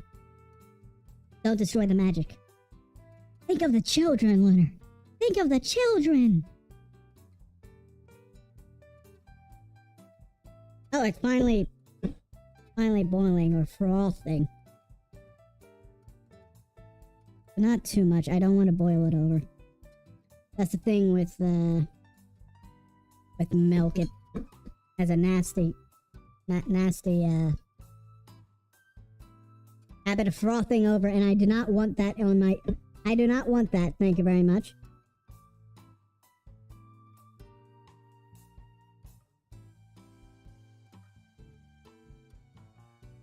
Okay. I think it's ready for the flour.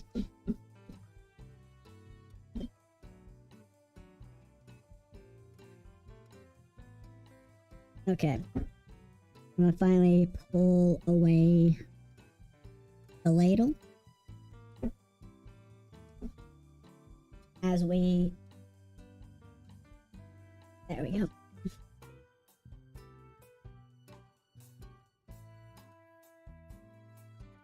As we now prepare the flour here, real quick. There we go. So to the half cup of butter, 2 cups of milk, and 2 cups of stock, or the stock that you made, you're going to be adding 5 cups of flour. Slowly. I'm emphasizing slowly. This is a hot water dough, or hot water crust that we're working with. So we're going to slowly add the... Now I want to listen to music, YouTube. Stop being inconsistent. I'm just going to be sticking with one song, and we're just looping it. I don't want it clumpy.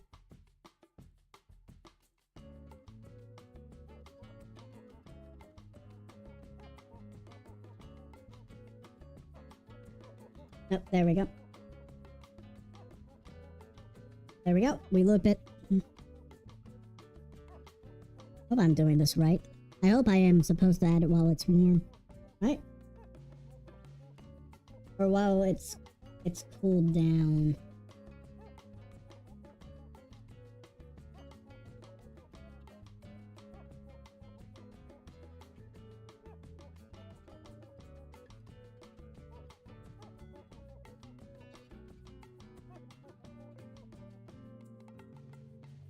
Yeah. Add the flour slowly. Oh.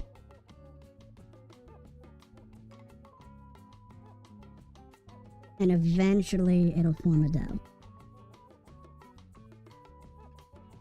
The way I envision it is that I would form something akin to that, like of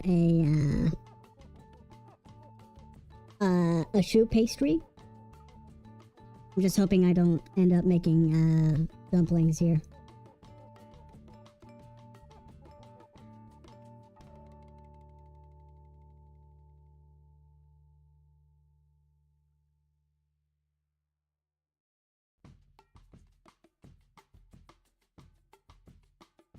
I know it doesn't look promising, but I want to bet that it's gonna come out good. I'm betting that it'll come out good. Actually. Okay, the heat's off, so.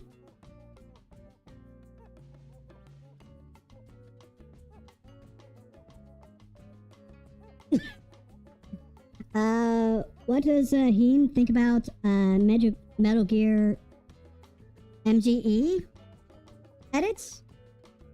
What's MGE? What's MGE? Am I missing something? I assume it's Metal Gear that you're talking about, but I'm not... I don't know.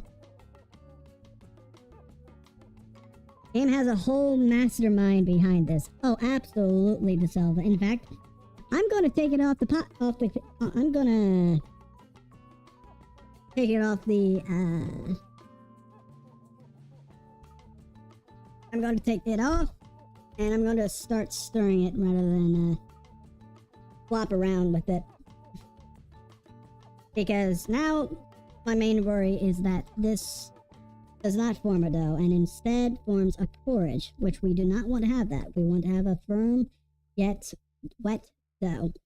It actually the smell actually reminds me of gnocchi, of all things. Gnocchi with butter and parsley.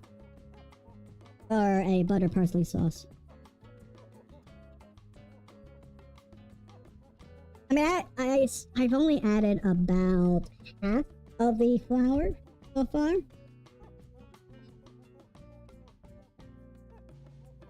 And because of that, the temperature should be reducing, and especially further in as I add more flour to it.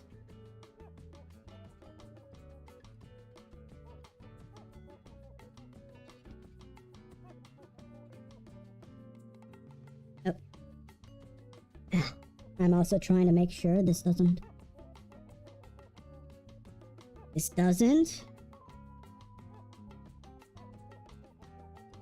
cause too much of a mess, because that means I have more mess to deal with, and I don't want that.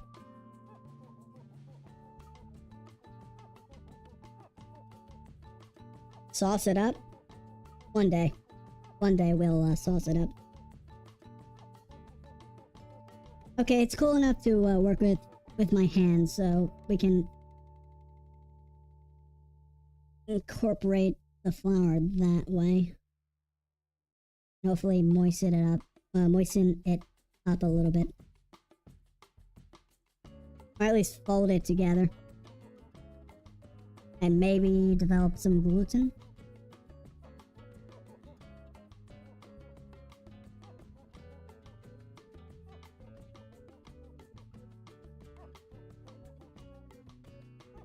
Yeah, definitely let it cool down a little bit more before you add the flour. And definitely do it in a larger pot than what I'm working with right now.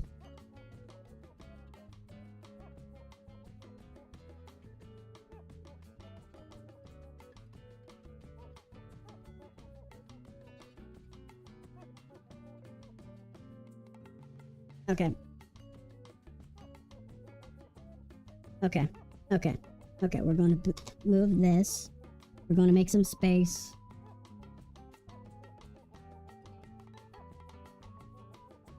We're going to make some space so that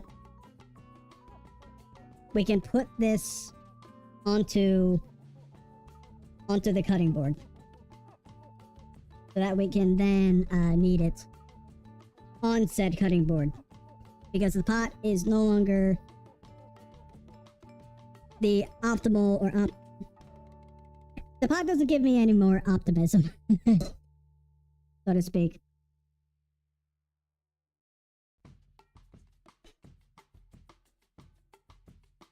We're working with a lot of dough here, also.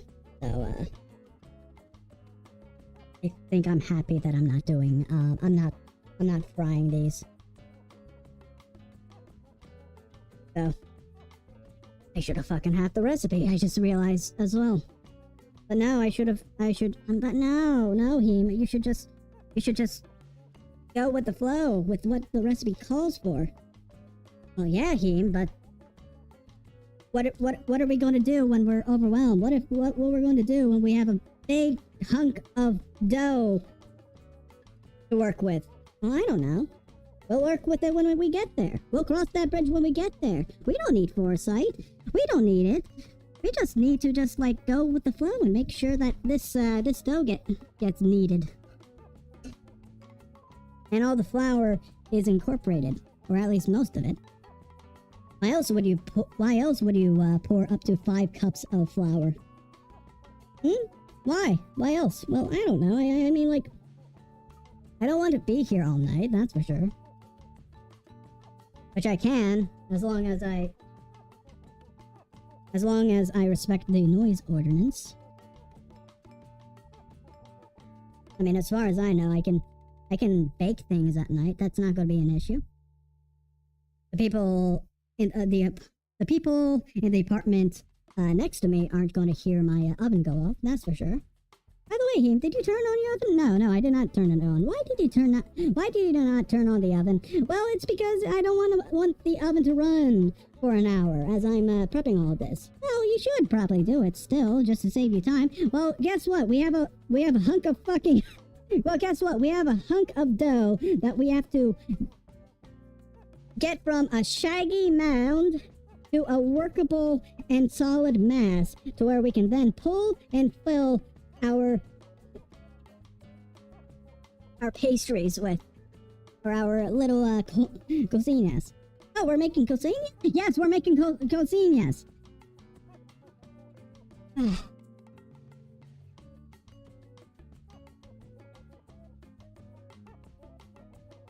Hey, Himm, what are you gonna sauce it up with? I don't know what I'm gonna be saucing it up with. I don't know. I need to make sure that the flour is incorporated first. Because right now it's somewhat becoming sticky. Ah, boy.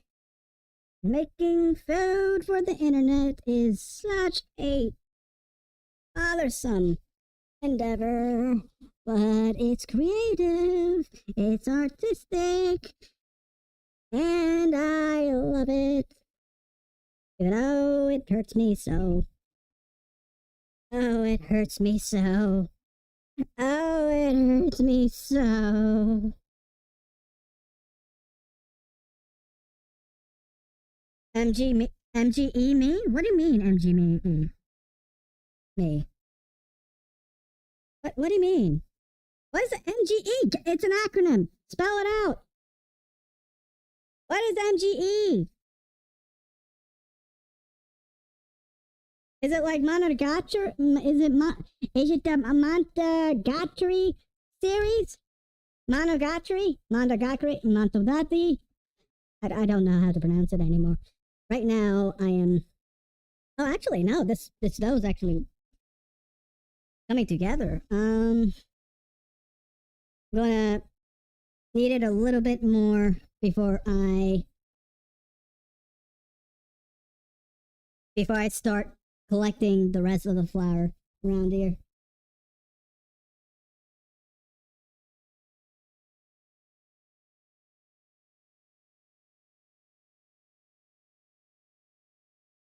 Why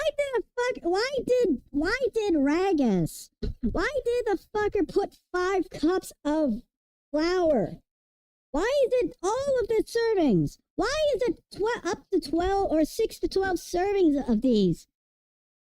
I'm not trying to feed a lunch break. I'm not trying to feed lunch hour or a lunch rush. I'm just trying to make a sample of Brazilian cuisine.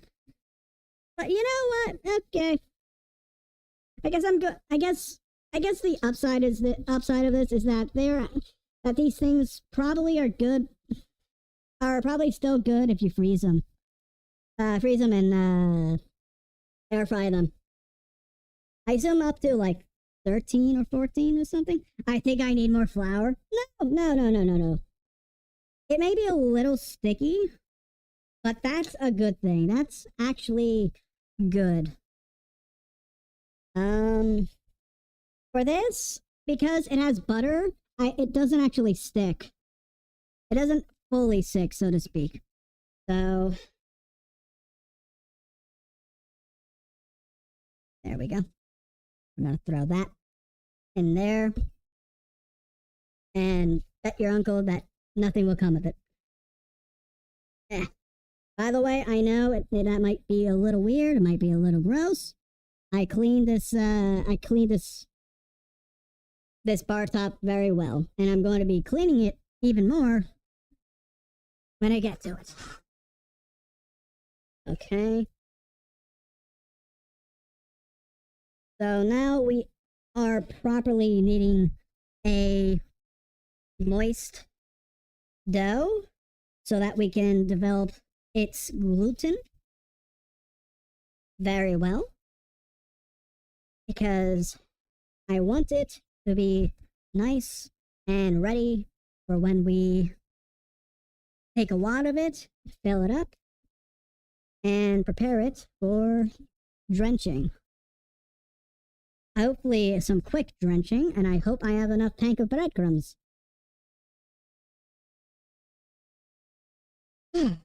Okay. I think I need more flour. I think I need more flour. You think I need more flour? You think? Do you really think that? I don't think so. I don't think so at all. I know my name's a little random, but I'll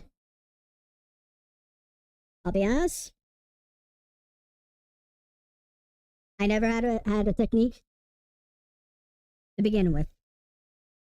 It's just a matter of moving the mass until it becomes tough and whole. And once it's a whole mass, we are, I want to say, ready for our filling, or to fill these. But before that, I'm going to take a quick be right back break.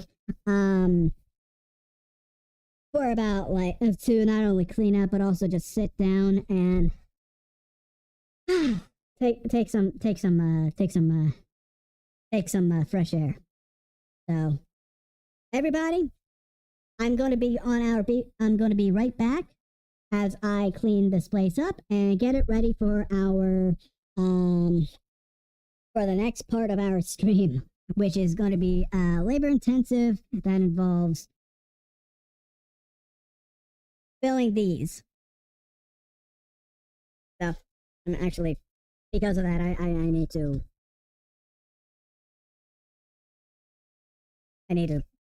make it into a whole mass again.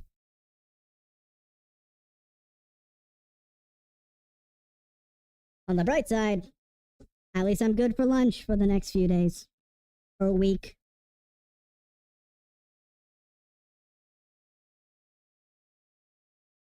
There we go.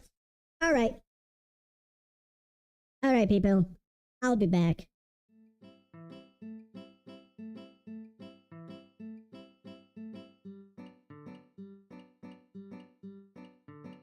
I don't...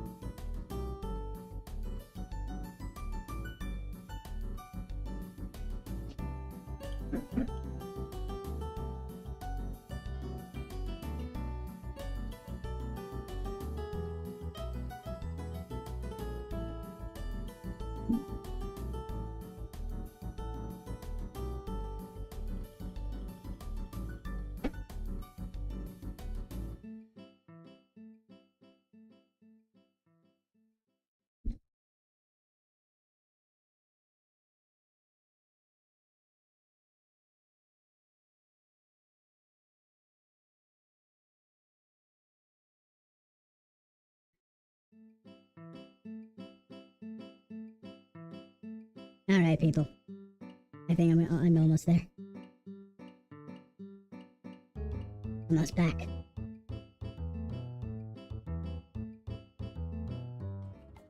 Alright, I'm back. And we finally have our stations going right now.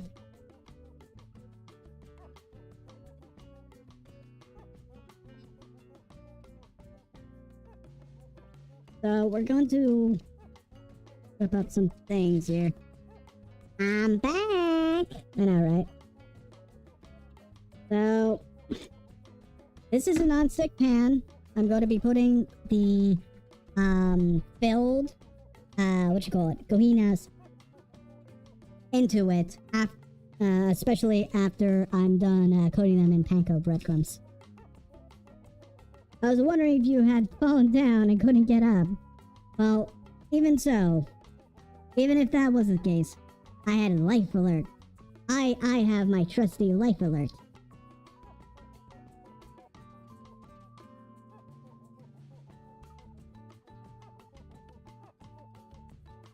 This dough's sticky.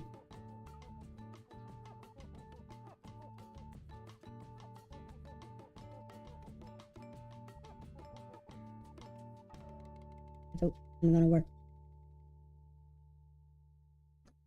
it. Oh God, no. No, no, I don't want to eat anymore. Oh dear, okay, that's unfortunate. I guess setting up this stuff was in vain. Because I'm gonna have to throw some more at this lump.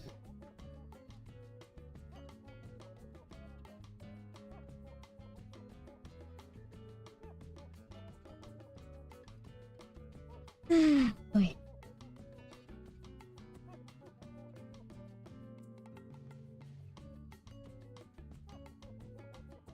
Put this here. Wait for a moment.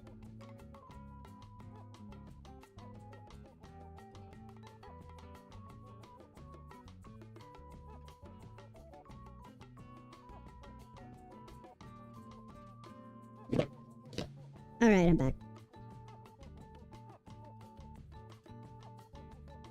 It's supposed to be moist, but not too moist where it's actually sticking to my fingers here.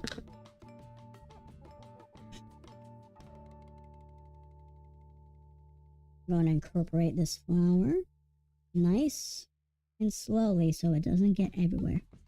Unfortunately, that's not how physics work.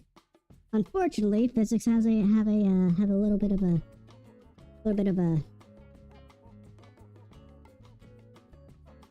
a different story.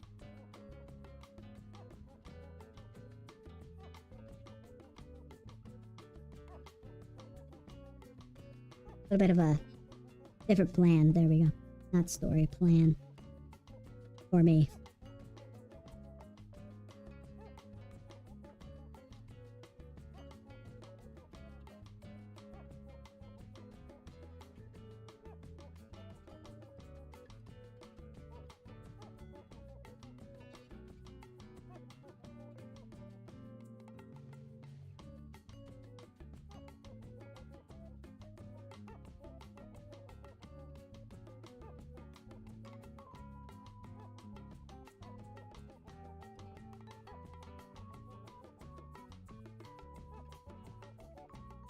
Apparently, this dough follows in the same vein as a lot of pasta doughs. Just enough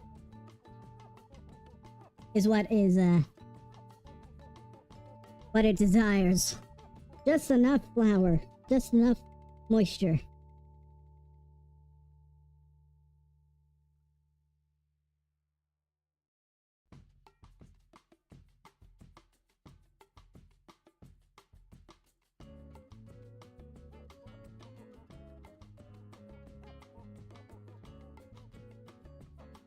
Am I going to be up all night making this? Dear Lord. Dear God. Why, oh, why did I curse myself with these little things? I don't know, I was inspired. At first I was gonna make like little bread boats filled with cheese. That was the initial plan, but you know. Buenas. They look pretty cool. With them being canonical and such. I like cones.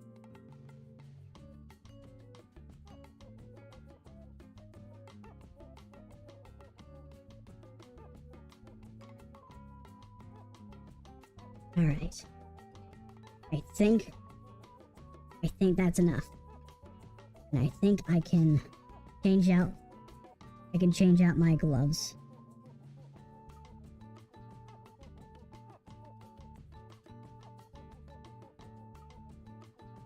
Oh nice, the oven's the oven is actually set. And I still need about like 20 minutes for them to actually cook. Oh boy, this is labor intensive. Why did I choose such a labor intensive thing? It's, what is it? Like not almost 9 o'clock on my end? So about like an hour before the noise ordinance comes into effect, so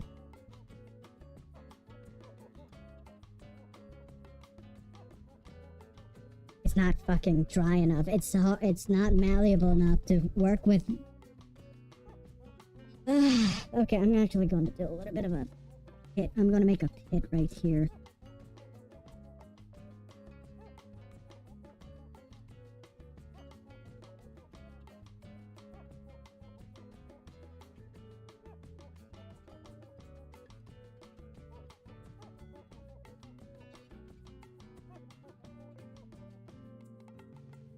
There we go. Did I just not add enough butter?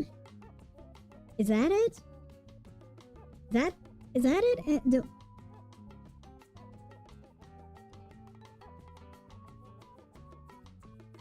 Is it the milk I used? And I used skim milk. I figured skim milk would be okay. Probably not.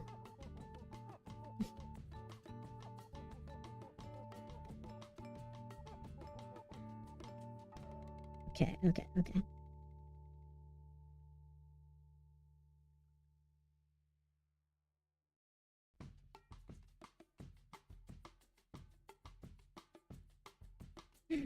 Oh god, I'm gonna have it say another mess.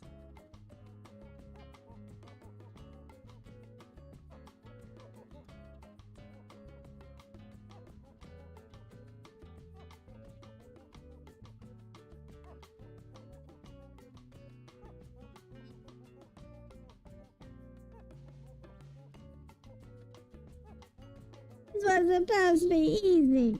I envisioned this easy.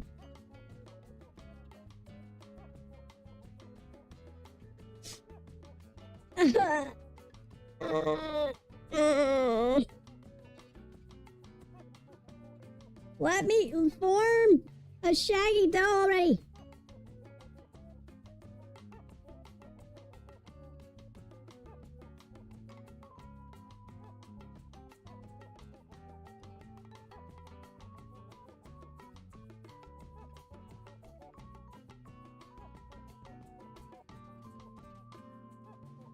Alright, what went wrong?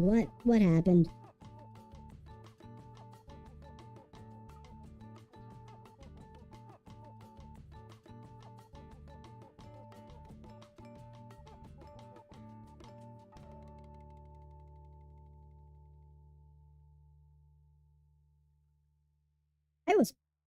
I was intending to like drench these things by now, but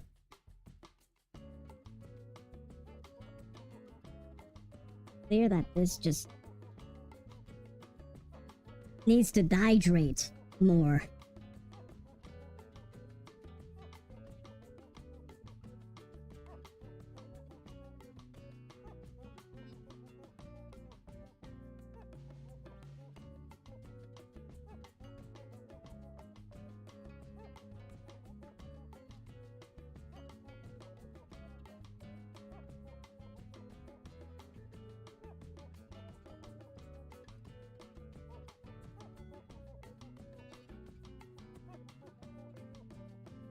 Not even, it's too late to actually vacuum, so I'm gonna have to deal with whatever is in front of my,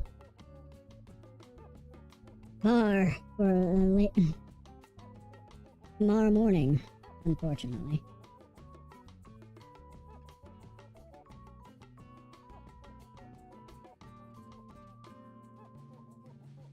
Okay. I think...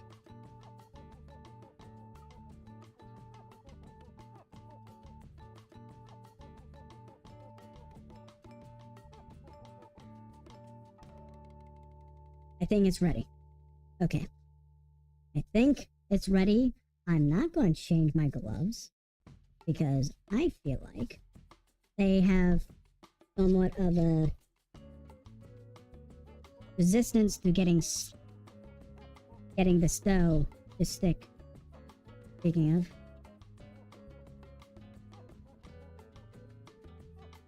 Oh my god, oh my god, oh my god, oh my god, please, please let this dough stop sticking so much.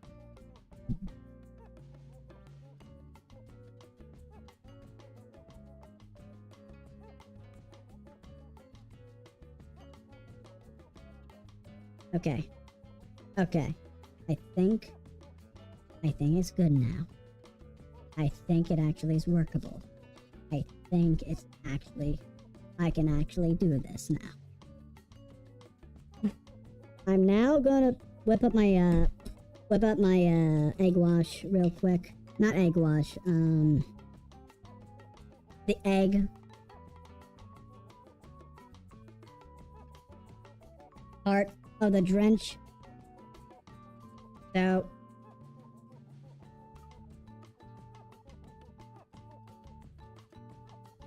great. There's some of it landed on my drinking flask.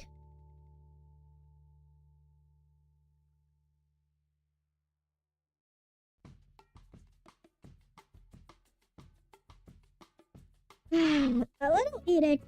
I'm actually going to put out a little bit of an edict after Friday. There's not going to be a cooking or cocktail stream for a good like half month. Just like, but probably not a half month. Just like after I come back from, it's just going to be game streams all across the last week of July and probably the first week of August. Oh god, this is exhausting.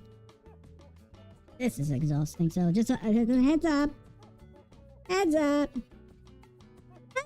Hey, Humble Tops. I'm setting up my my egg for the drenching for the coxinhas. So welcome back to the stream, especially at this time when I hope this dough doesn't stick so much because I put a shit ton of flour in, or far more flour than what the recipe called for. Which could probably be a couple factors. One, I used skim milk for the milk, and two, maybe not enough butter. I'll accept defeat on those, but I did not expect that. I did not expect the consequences of my actions to be that bad. Speaking of life choices.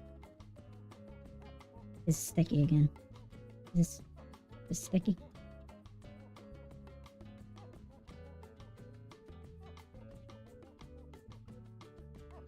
Sorry for being late. It looks like I'm going to be sick. Well, Humble Tops. Well, I hope you have good health either way.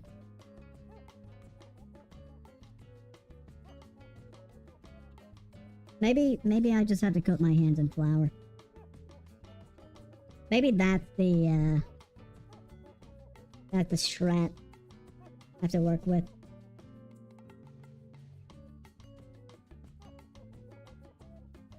A little bit of excess flour.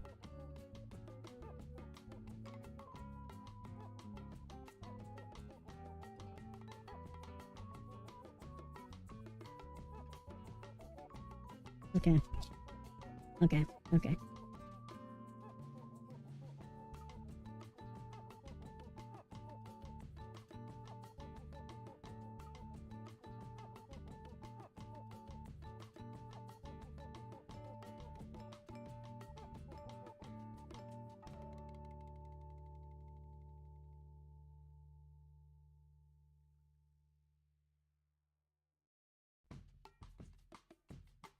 Okay. It's still too sticky. What am I doing? I'm making coxinhas. Coxinhas, and I'm still stuck on the dough. Because it's sticky as all hell right now. And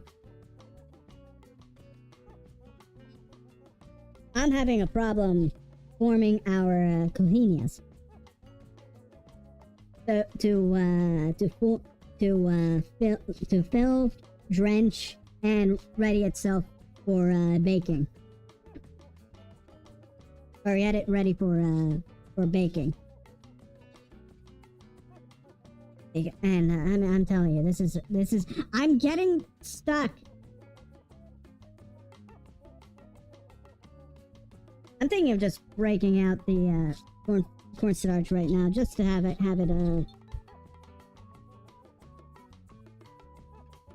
it set up.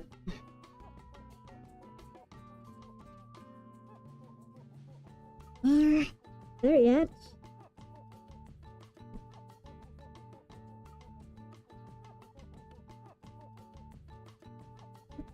Maybe I have to develop the gluten just a little bit more. Maybe I just need to knead it. Oh, just a little bit more.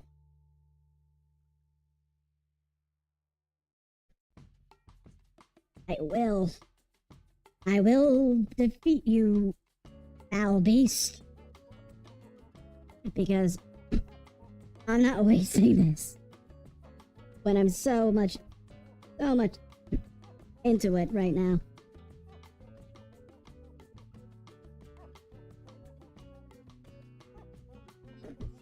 Oh my god, okay. How much flour do I need? How much flour do I need to actually put this together?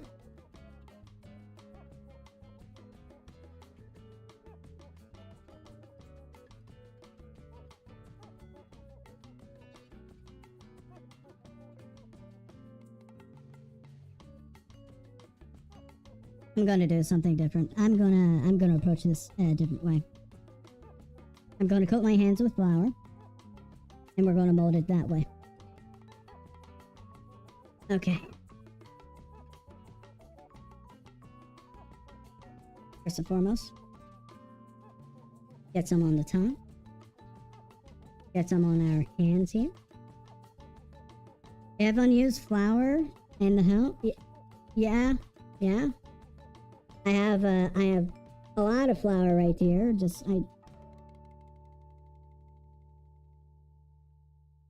Make sure it'll be used. Or not enough. Well, not use too much. Okay.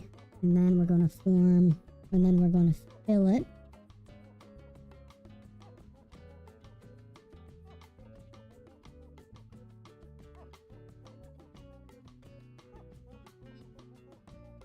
Okay. Hopefully I don't overfill it. To bring the sides to the center.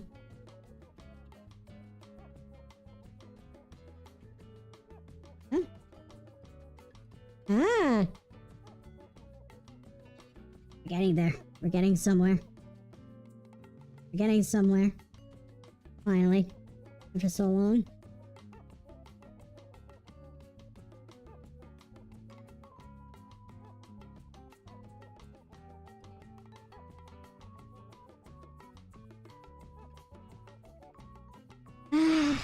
It's a little rough.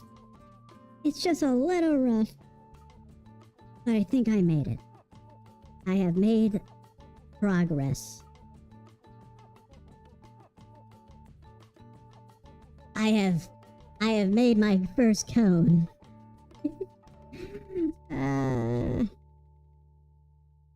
I'm gonna now drench and put it into the bag here.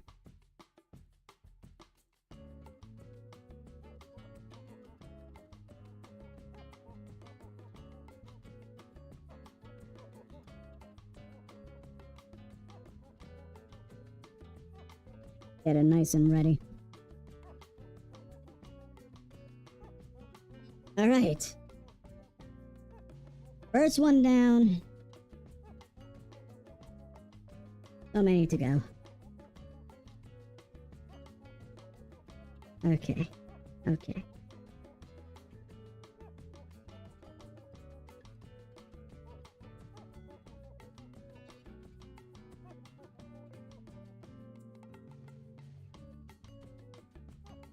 At this point, I'm gonna omit the cheese.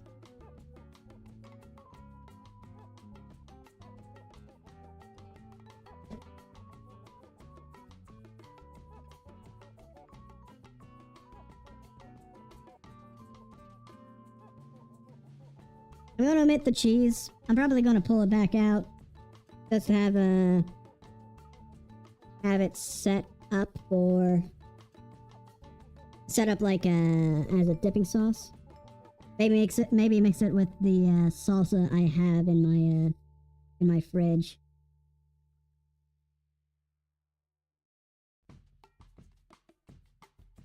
So yeah, you're gonna have to pull inward. You're supposed to pull the sides inward. Somewhat akin to if you were making some bao.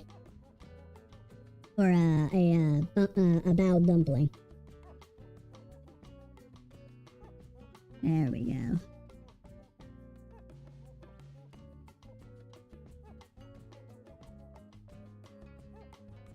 There we go. There we go. We got another one.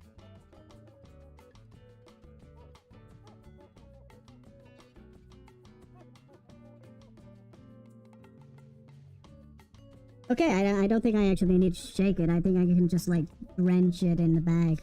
Or drench it in the panko in the bag instead. I don't know.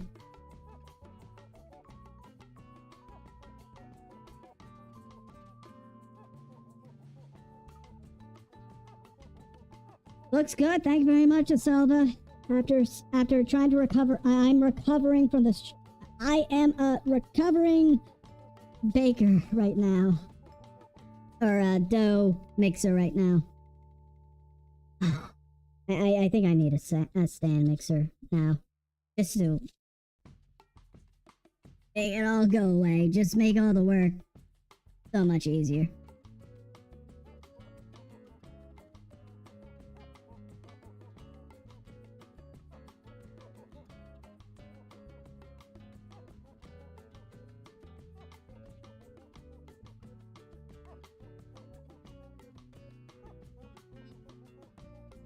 Thing is, the trick is you have to make sure you don't overstuff.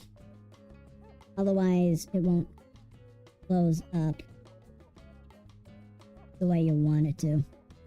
Kind of like how I think I overstuffed this actually.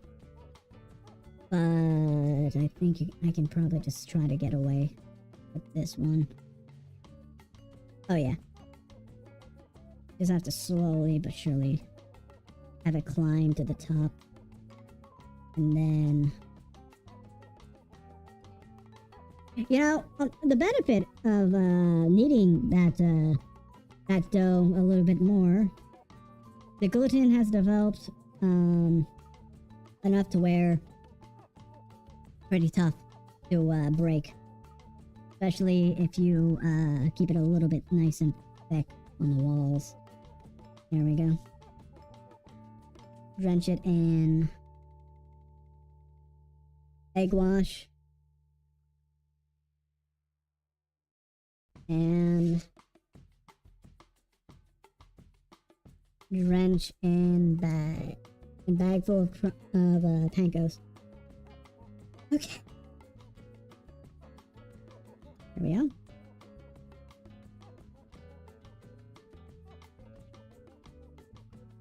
Looks gork. Awesome. Brazilian onigiris? I don't know. DeSelva, would that be a good way to describe them? Brazilian onigiris? That'll be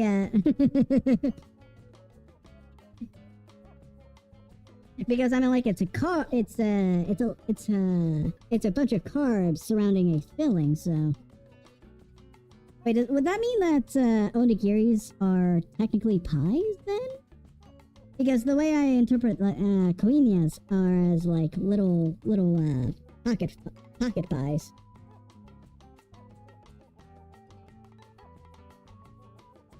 But I don't see the same way. I don't look at onigiris the same way.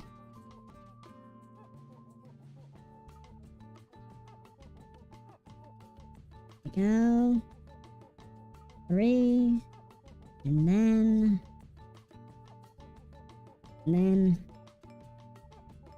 keep raising them to the top.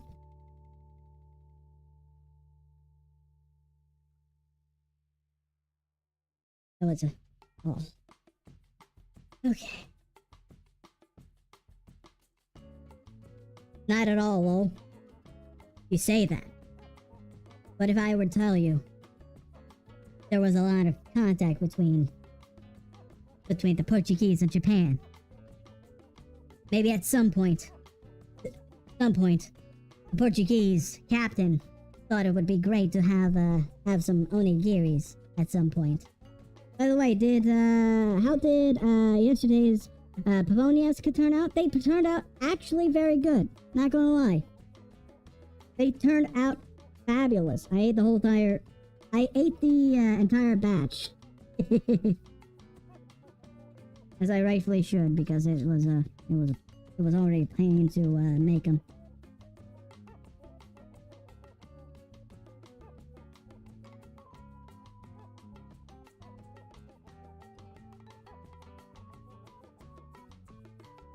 This is a little too big, but I think it'll be fine. We might run out of filling though. I'm realizing. So hopefully that isn't the case. That would suck. That would suck horribly. I should know how to suck horribly.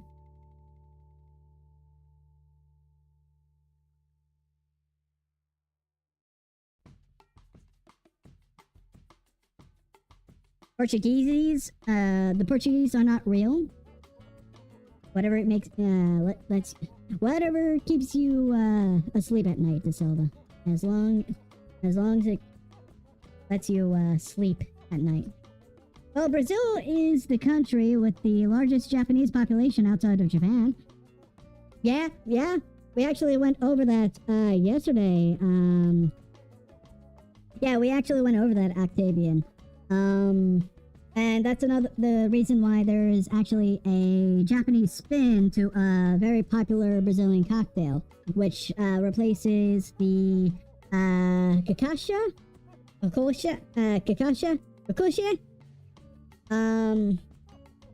Are you willing to make Mexican tamales? I say as long as I am allowed to cheat and grab those bags full of tamale wrappers, or already dried out prepared tamale wrappers. Kakasha? Okay, I'm pronouncing it right then. Okay. But yeah. Instead of Kakasha, they use sake.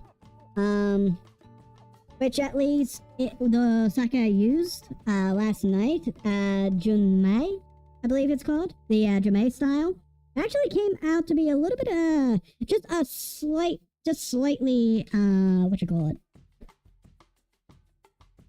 spicy for one reason or another. Which is understandable because Junmai style sake is more of a savory beverage compared to a brand like Nigiri. I believe it's pronounced, or at least it is. Okay, we got about We got 5 so far.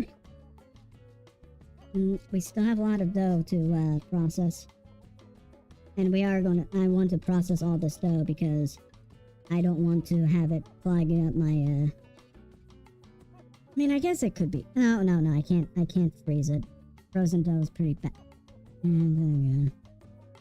don't know. Can somebody look up if dough can be frozen or not, or it should? I think overfilled this one. There we go. If dough is okay to be frozen, and how to thaw it or something like that, and maybe post it on the or post it in the Discord. I would like to read it because it's 9:30 where I am at. Hey, welcome back, Lunar. Welcome back. Also, are you willing to make okay, I'm going back to. Are you willing to make Mexican tamales? Yes, I might even do like pork tamales or something like that. I assume they would probably be easier. I definitely I have definitely learned from Polonius, especially in regards to the amount of water I should use.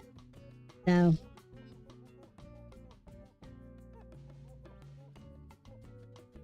there's that. Yep, you can freeze it? Awesome. Awesome. I have a feeling we might just be able to make up to 12 of these before I run out of room, and I want to say filling.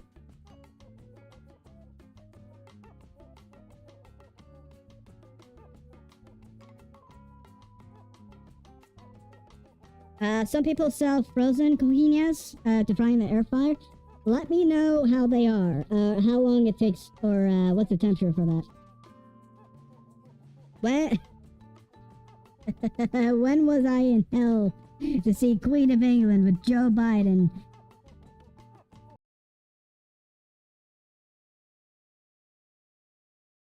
And Michael Jackson. Hold on, Mike.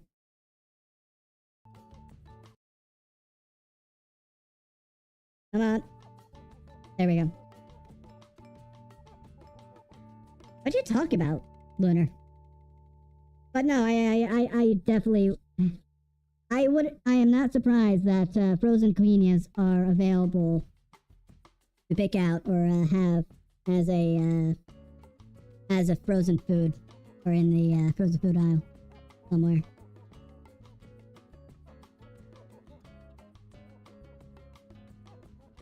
Maybe if I just like keep it nice and centered rather than on the side here.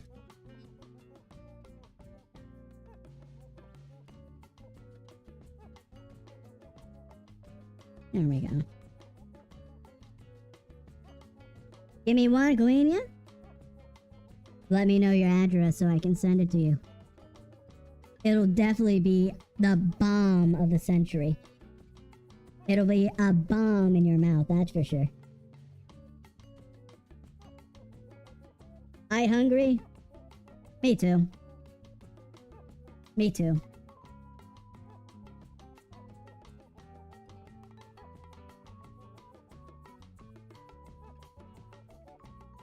But problem with being hungry is that it also involves making a mess, which I'm going to have to clean up after this.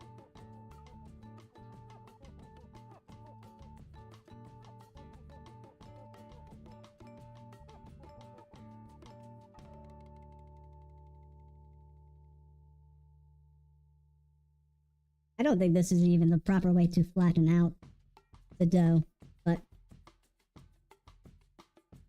I'm working with the time crunch and the desire to finish up here.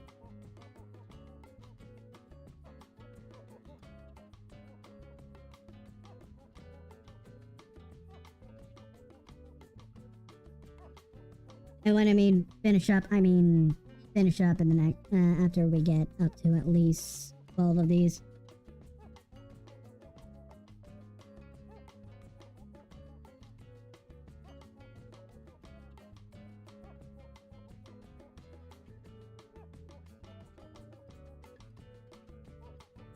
Oh, boy.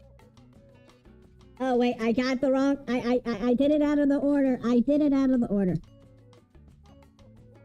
Egg wash first, then panko.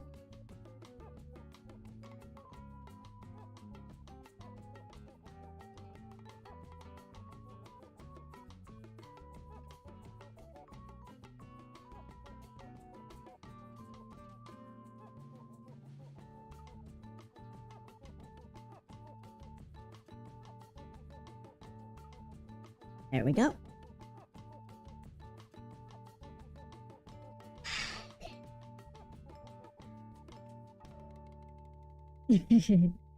I'm in hell.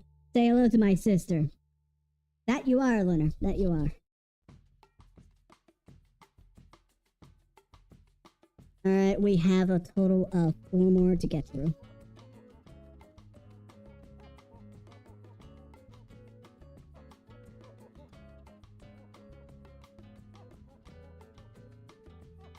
I'm gonna roll it like a meatball.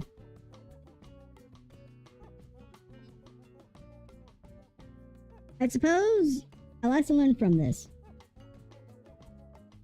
Don't look at a like third size stick of butter and imagine it as a half cup. Also, don't use skim milk in pie crust, or else you're gonna end up with.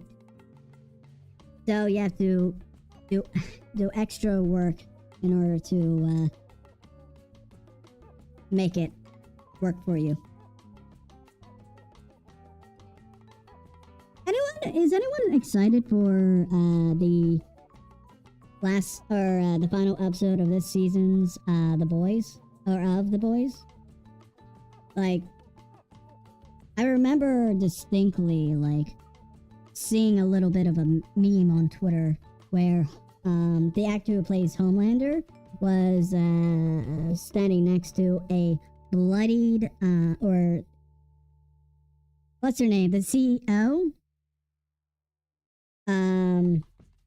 all bloodied up. So I haven't seen that in any scene so far in the in this current season. I'm just wondering what the fuck is going to happen tomorrow. I'm gonna look forward to it. No, you're not going to look forward to it? I'm looking forward to it.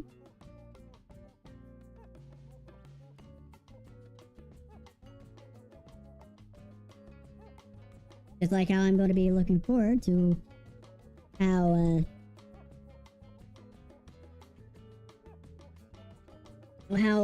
my adventures with Superman will end. I expect it to be very cute and cuddly and wholesome.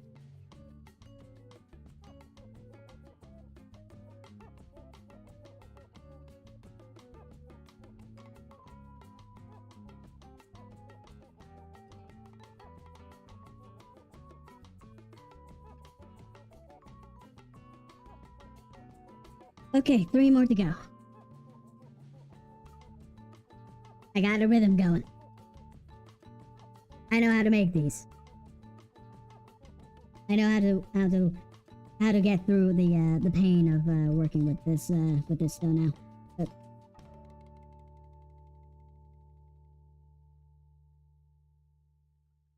this pain. So, just letting you guys know, just like ahead of time, once I do get finished the last Coxinha, I am going to be taking another break to clean up, and I'll be doing that when I have to bring these into the oven. Ah, come on.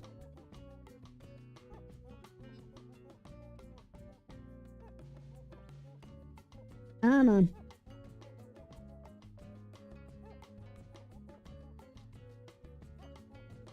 This one's actually a little too moist.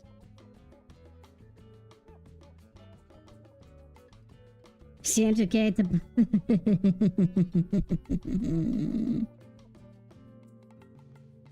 I only got half of that. One of these days I will catch you. One of these days I will catch you, Humble Top.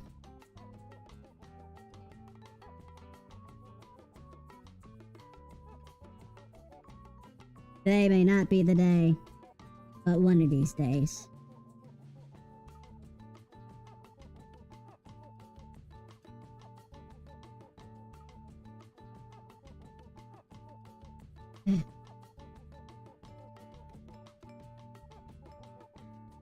Now in English, I feel like this season has been a bit strange compared to the others. Well, yeah, not gonna lie. Actually, yeah. I understand the boys have been known, or at least has a reputation of being having a lot of shock visuals or shock humor or shock what you call it, shock value. There we go, a lot of shock value scenes. But I feel like this has definitely been more over the head, or more on the nose than previous seasons. I mean, don't get me wrong. The macrophiliac sounding scene from the first episode of season 3. Yeah, that's kind of on the nose. definitely out of the ordinary. Definitely, you don't see that on TV now at any point, even in the premium channels with high budgets and pretty decent CG. But this season, I think I realize it really is. It's not being very clever with it. Was when there was the what you call it, the human centipede self-fellatio scene. That was absolutely bonkers.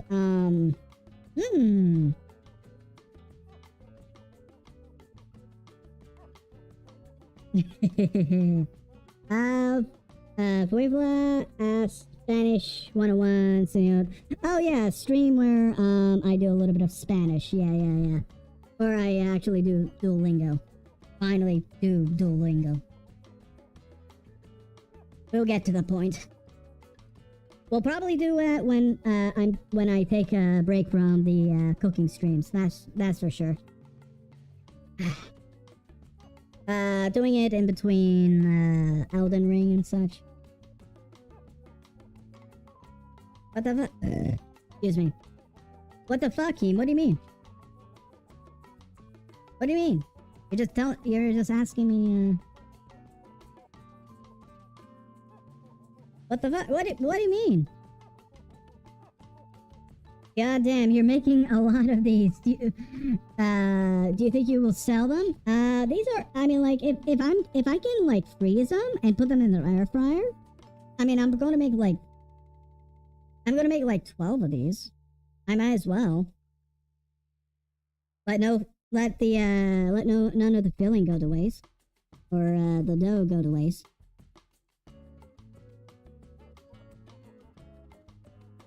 You know, I was planning on throwing sweet corn into the filling. Not gonna lie, I gave up on that thought. Or the thought never came back.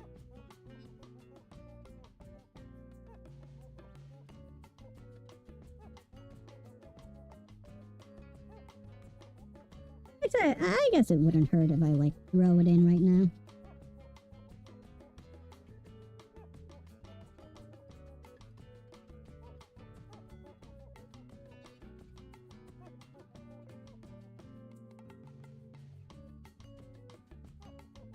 Why did you bring up the topic of human centipede?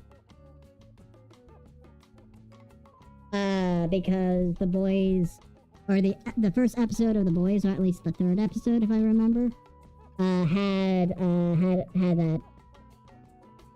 Did you not?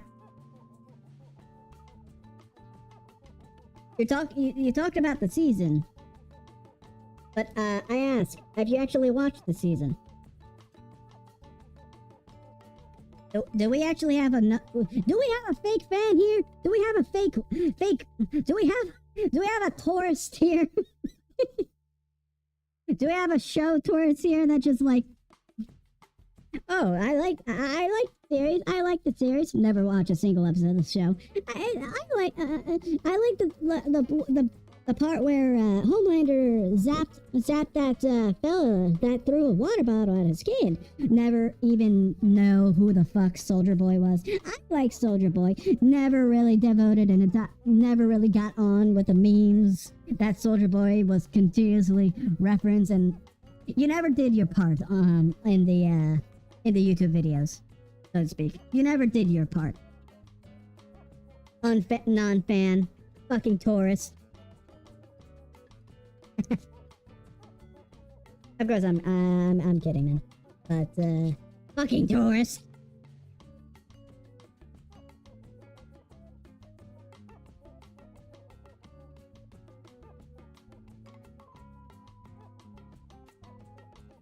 No, not too much.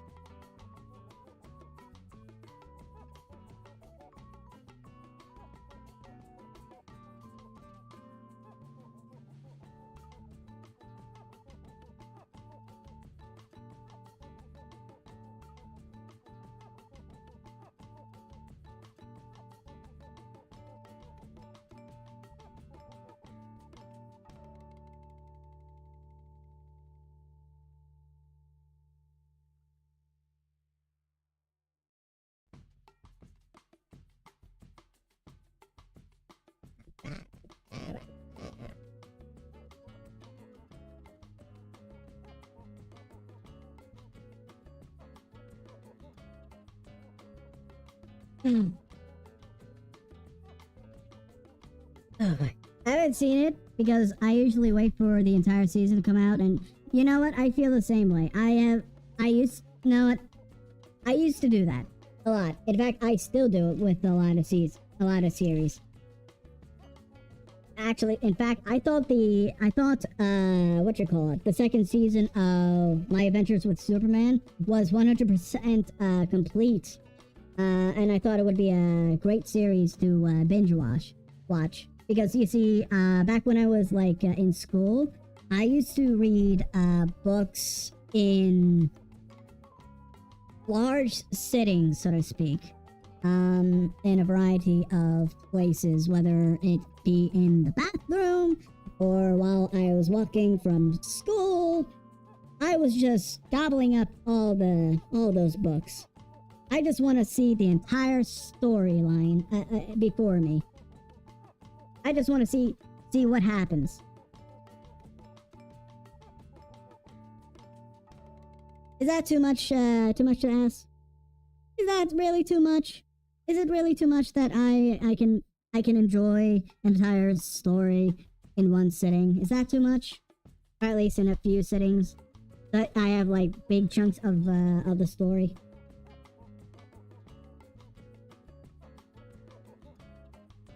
I'm gonna see if I can make at least 2 more. Hey guys, I still have some more filling and panko left.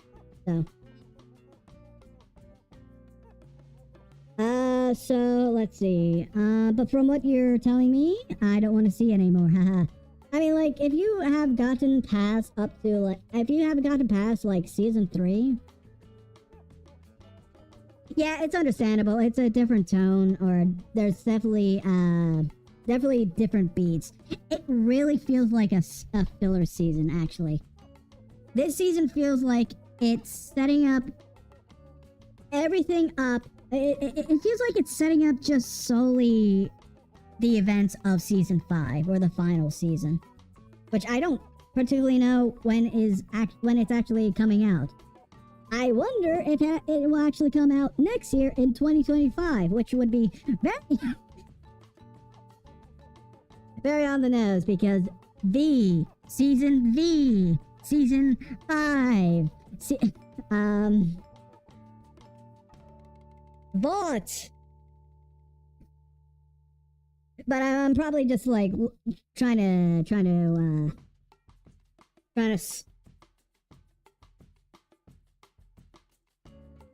trying to draw meaning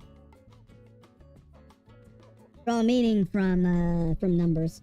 I'm waiting for House of the Dragon to end so I can see it too. Isn't that on a second?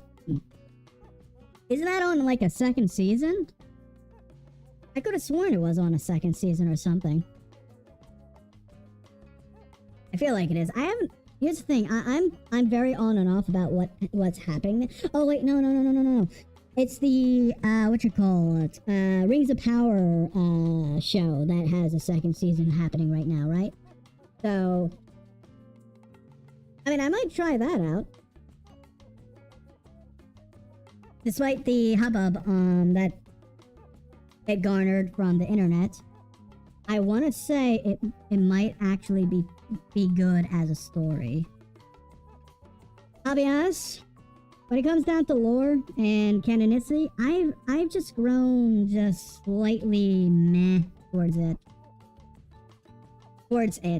All I care about nowadays is if a story is fucking good and holds my attention, and I really cannot care about if it's like trampling on the canon or the ideas of the source material, because you know the source material still fucking exists.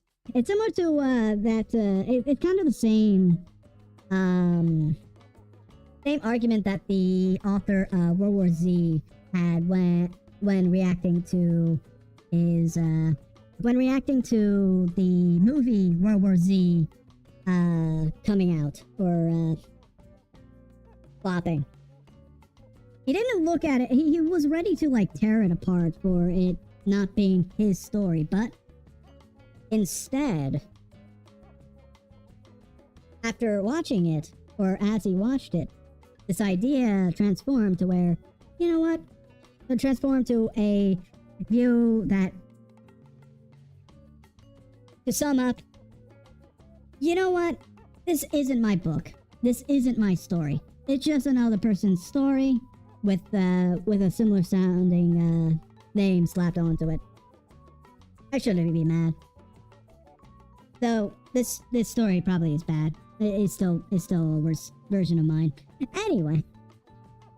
No, really, it's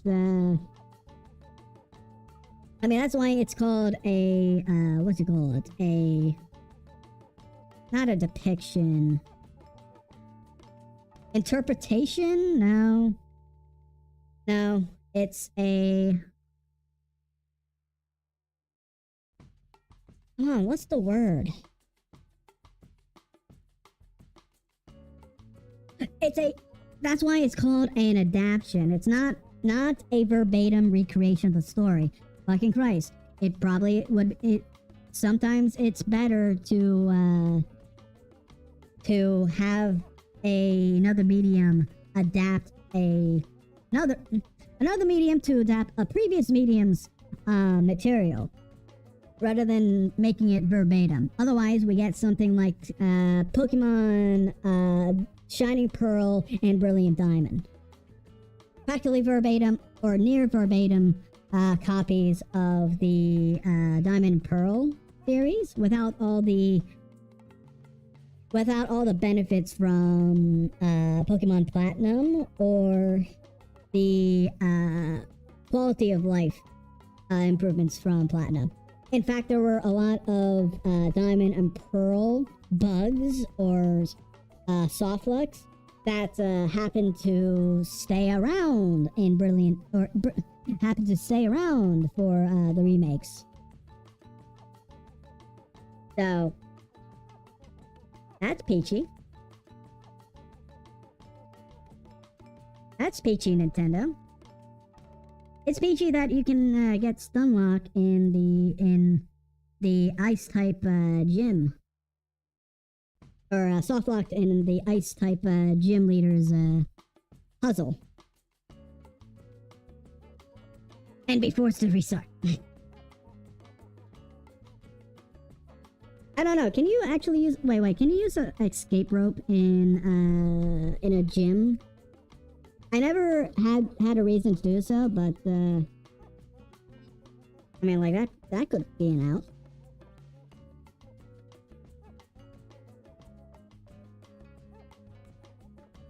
Okay, one more.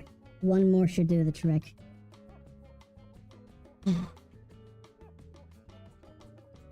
And afterwards, I'm just going to freeze this dough.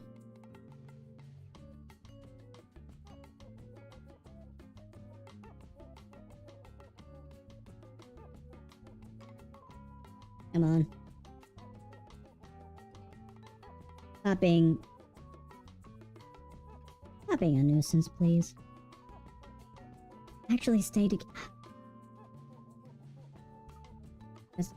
Can I please just end this stream?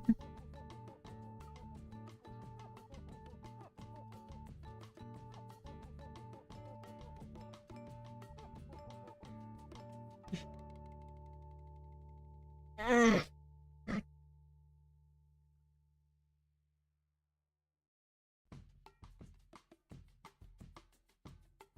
Alright, you win. You forced me to change gloves. Actually, speaking of gloves, I'm actually running low on it with this stuff. It's my last 2 gloves. Damn you. Damn you to fucking hell. Do you think the reboot of Ghostbusters with humor and trauma like The Boys will work?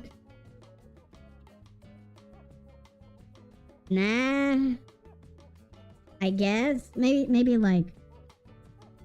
the trope of like, I suppose the trope of intergenerational trauma, or intergenerational trauma might be a interesting, might be an interesting approach.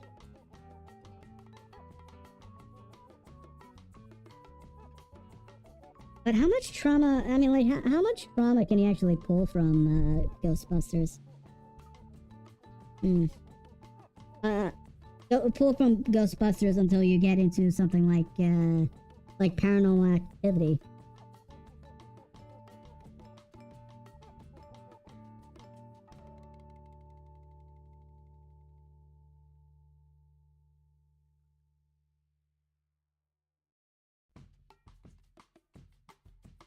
It would be interesting.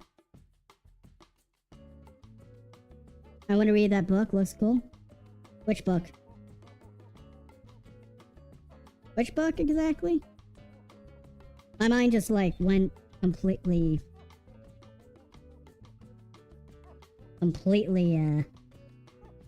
off the rails this album.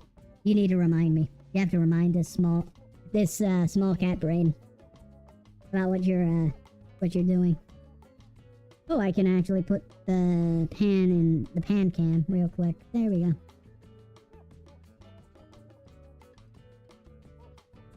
With a little bit of flour, everything is possible. Including stress,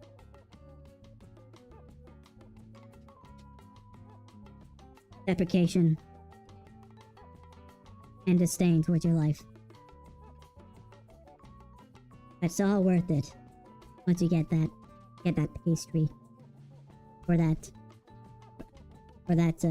pie out.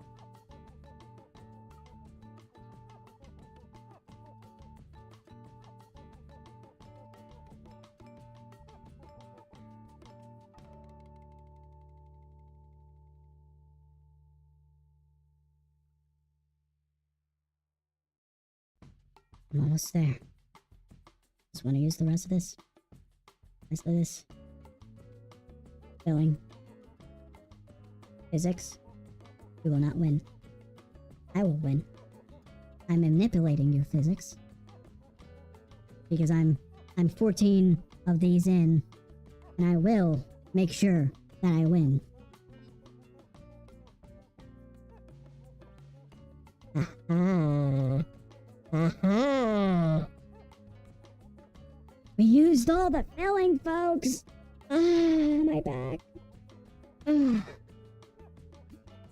I need to I need to look into like buying some sort of like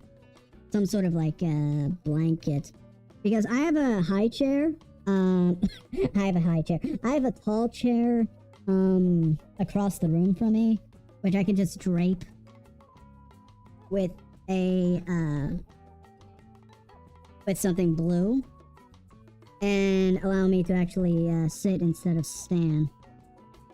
Standing's fine if I'm making like, if I'm doing just like if I'm doing cocktails. Those things are fine. I can stand with those.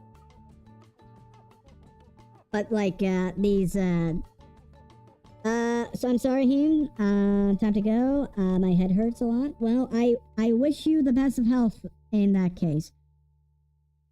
I be sure to take your trusty ibuprofen or Tylenol to make it go away.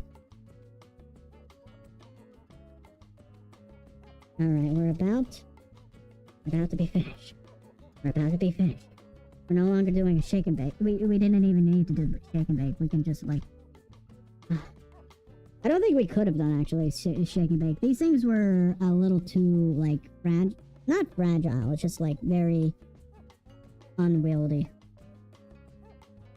Okay. There we go.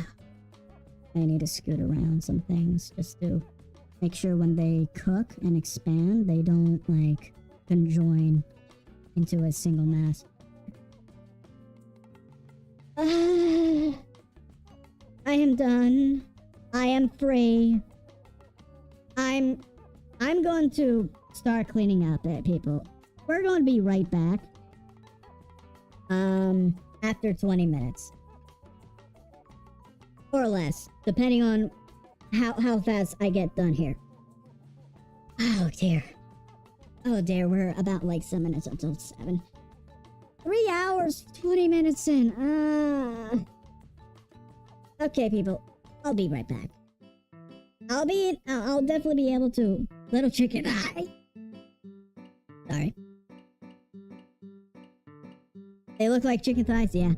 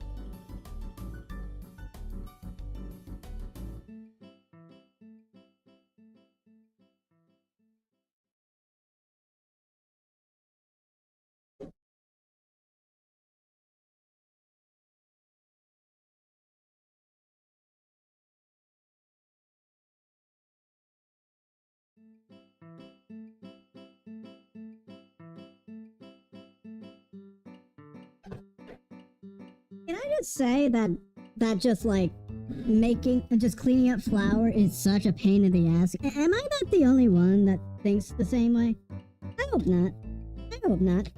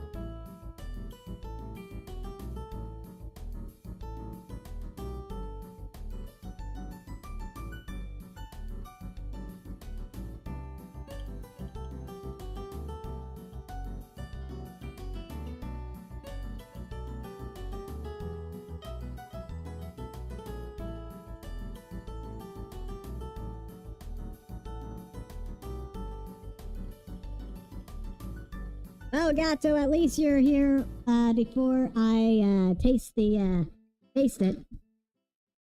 But I assure you, in probably in a couple weeks from now, I'll definitely be making this making a video of this ordeal,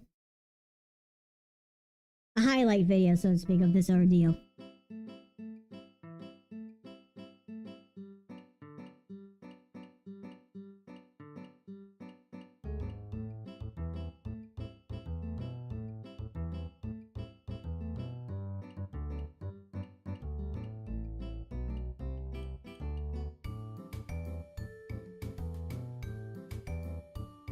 Right now, I'm just cleaning up my my workplace or workspace as a Coxinha's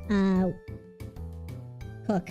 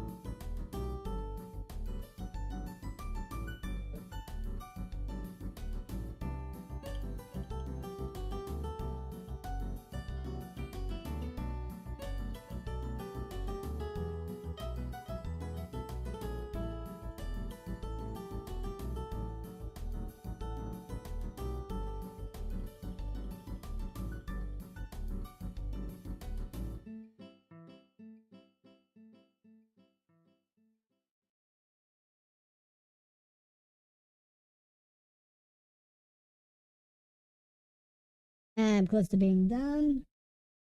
We're about 10 minutes away from making from fully cooking them.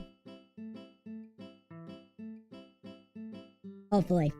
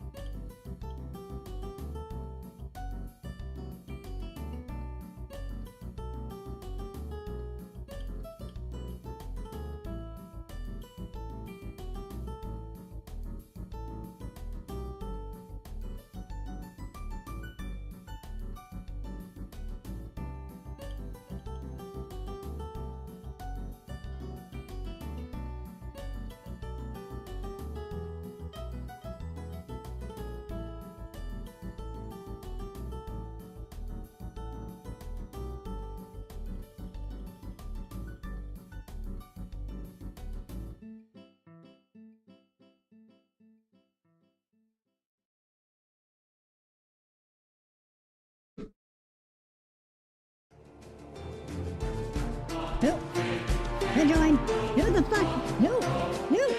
Who did it? Who was it? Who came in? Who came in? Who came in? Who checked that? Who checked in?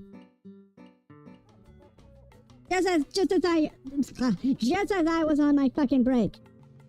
Trying to whip up things. Trying to clean up my table. You of all people, how dare you? How dare you follow me? How dare you, Onion Pilo? How dare you join our legion? Join the lovely patrons at the bar. How dare you? Anyway, welcome. By the way, I'm just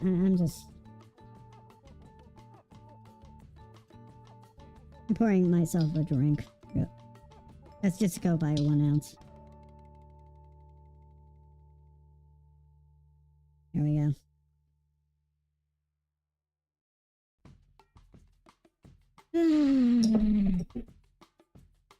Salute!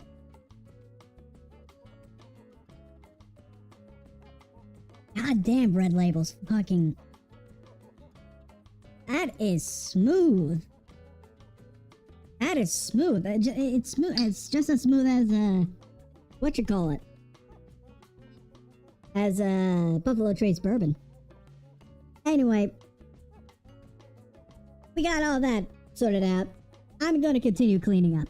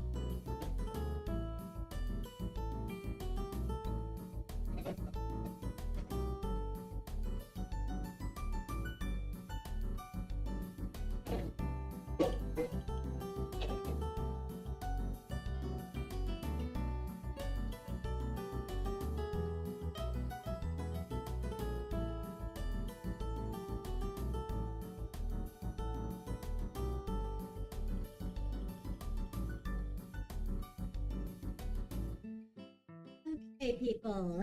Okay.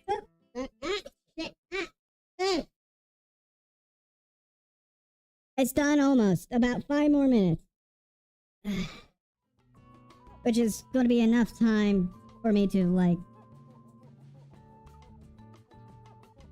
I'm happy that the dishwasher's empty tonight because I don't want to wash dishes. Anyway. They're going to be ready very shortly. But, what did I miss, everybody? You guys probably didn't miss much, unfortunately. Sorry about that. I had a little bit of cleaning. I wanted to get a little bit of a head start on cleaning. And you guys were pretty much staring at my animation. Anywho, let's talk. For 5 minutes, or 4 minutes now. Let's talk about these bartender guides.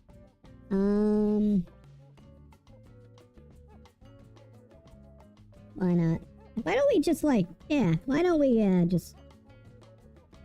Let's sift through some of these guides. And figure out what's some interesting cocktails. Shall we?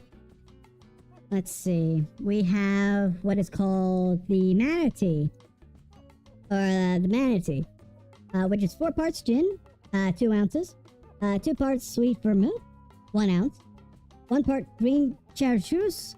I should probably at one point get a bottle of that. At one point in my life. I hope just a small bottle. Or if they come in small bottles. 1 part fresh orange juice. A dash of orange bitters. Combine all ingredients with cracked ice in a cocktail shaker and shake well. Strain into a chilled cocktail glass. So it's a martini of sorts. Okay.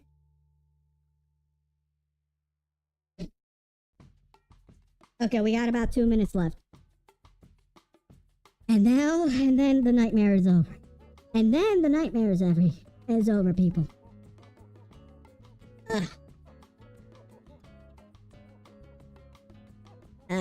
Okay. But anyway, gato. Welcome. Well, I want to give you a proper welcome to this. Okay. Okay. Was it hard to make? Oh yeah, absolutely. Absolutely. I had a fun time with the fucking dough that put us behind at least a half hour to an hour. We made coxinhas, and I think it should have been easier to make. Not gonna lie. Was Lord of the Rings truly the last great Hollywood movie? No. There are movies afterwards. What the fuck are you going on about? It wasn't just Lord of the Rings that came after. I can't think of anything right off the bat. Let's see. Come on. Last great Hollywood... the most recent great Hollywood movie. Well, let's see. The 2000s were definitely Lord of the Ring. That really dominated the forefront of high production Hollywood. However, come on, the 2010s. I suppose this Marvel Cinematic Universe really became goated by Endgame. Not gonna lie. Yeah, there are some what's it called? Some pitfalls here and there. Or some movies that you can skip. But Endgame definitely was a well paid off movie. Don't you dare say anything like Marvel. They're just to sell toys. Admit it. I mean, all major... You think Lord of the Rings didn't sell toys? Do you think Lord of the Rings still doesn't have its claws into toy making or any other collectible or any type of merchandise? No.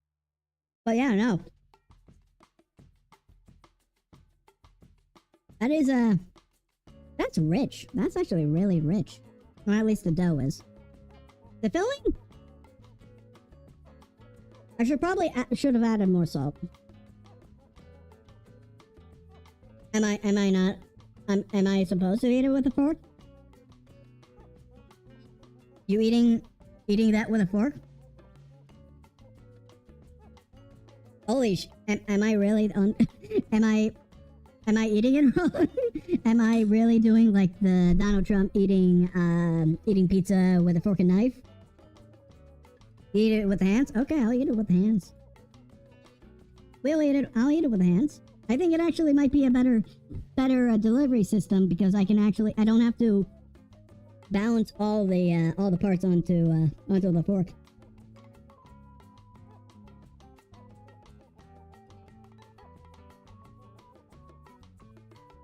Oh yeah. Oh yeah. Now let's try it with the cheese. Oh yeah. Yeah.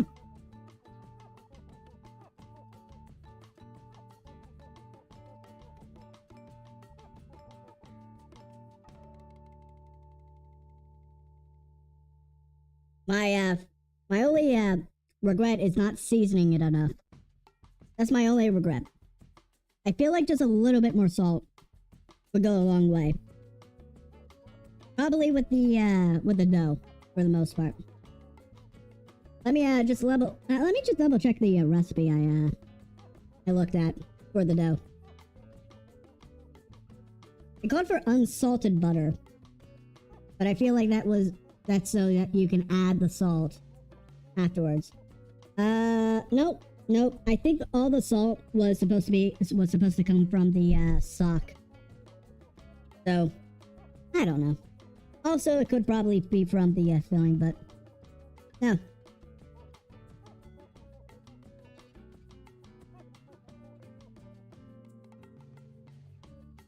Oh man, it's still good though. Especially good, especially if you dip it in the cheese. Oh man.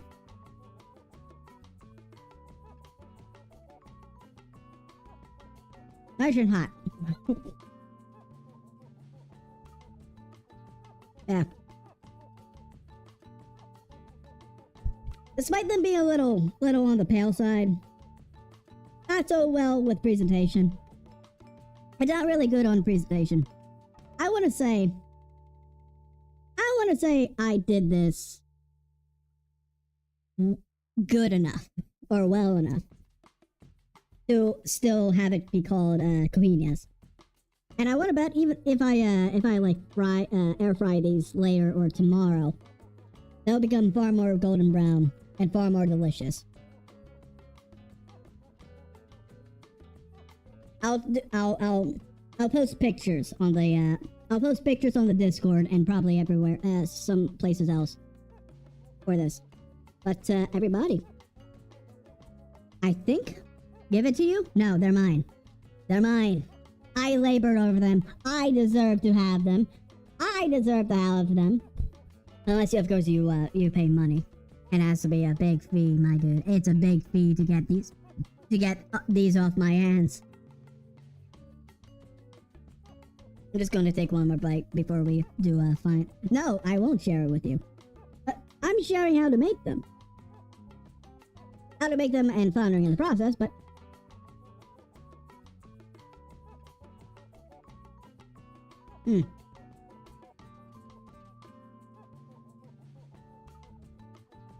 It's definitely my good call to, like, pick out, chicken thighs instead of, breasts. So... Because, despite it being somewhat under-seasoned,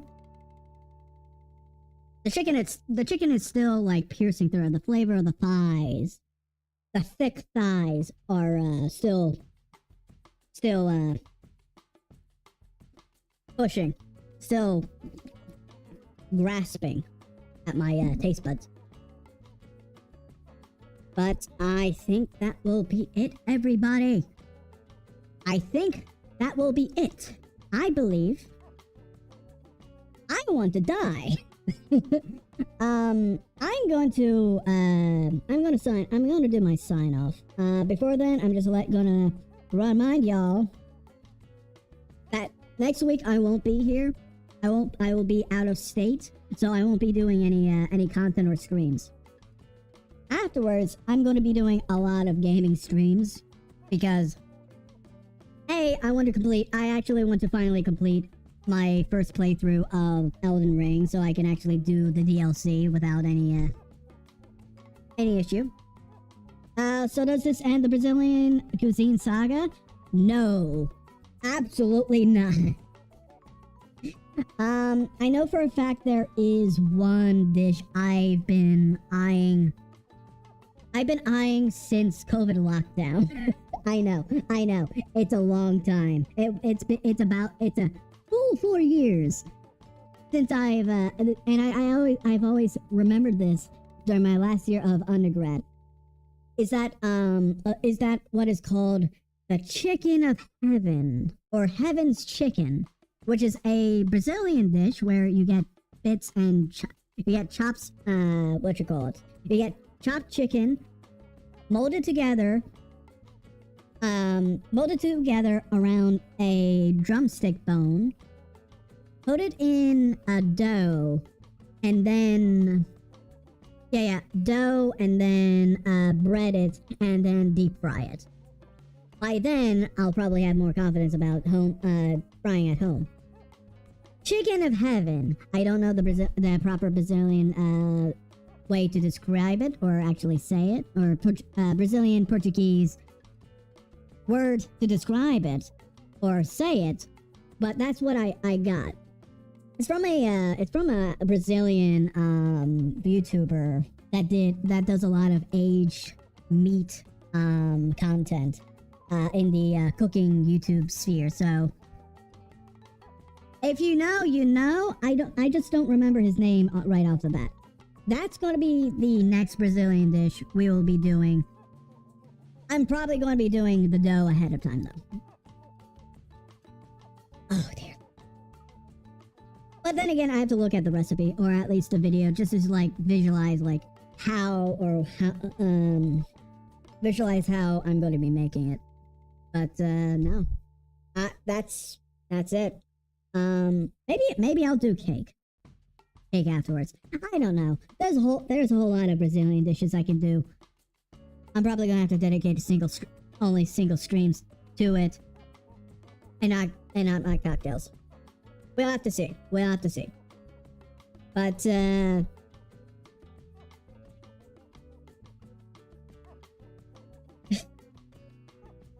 give me a moment while I read that.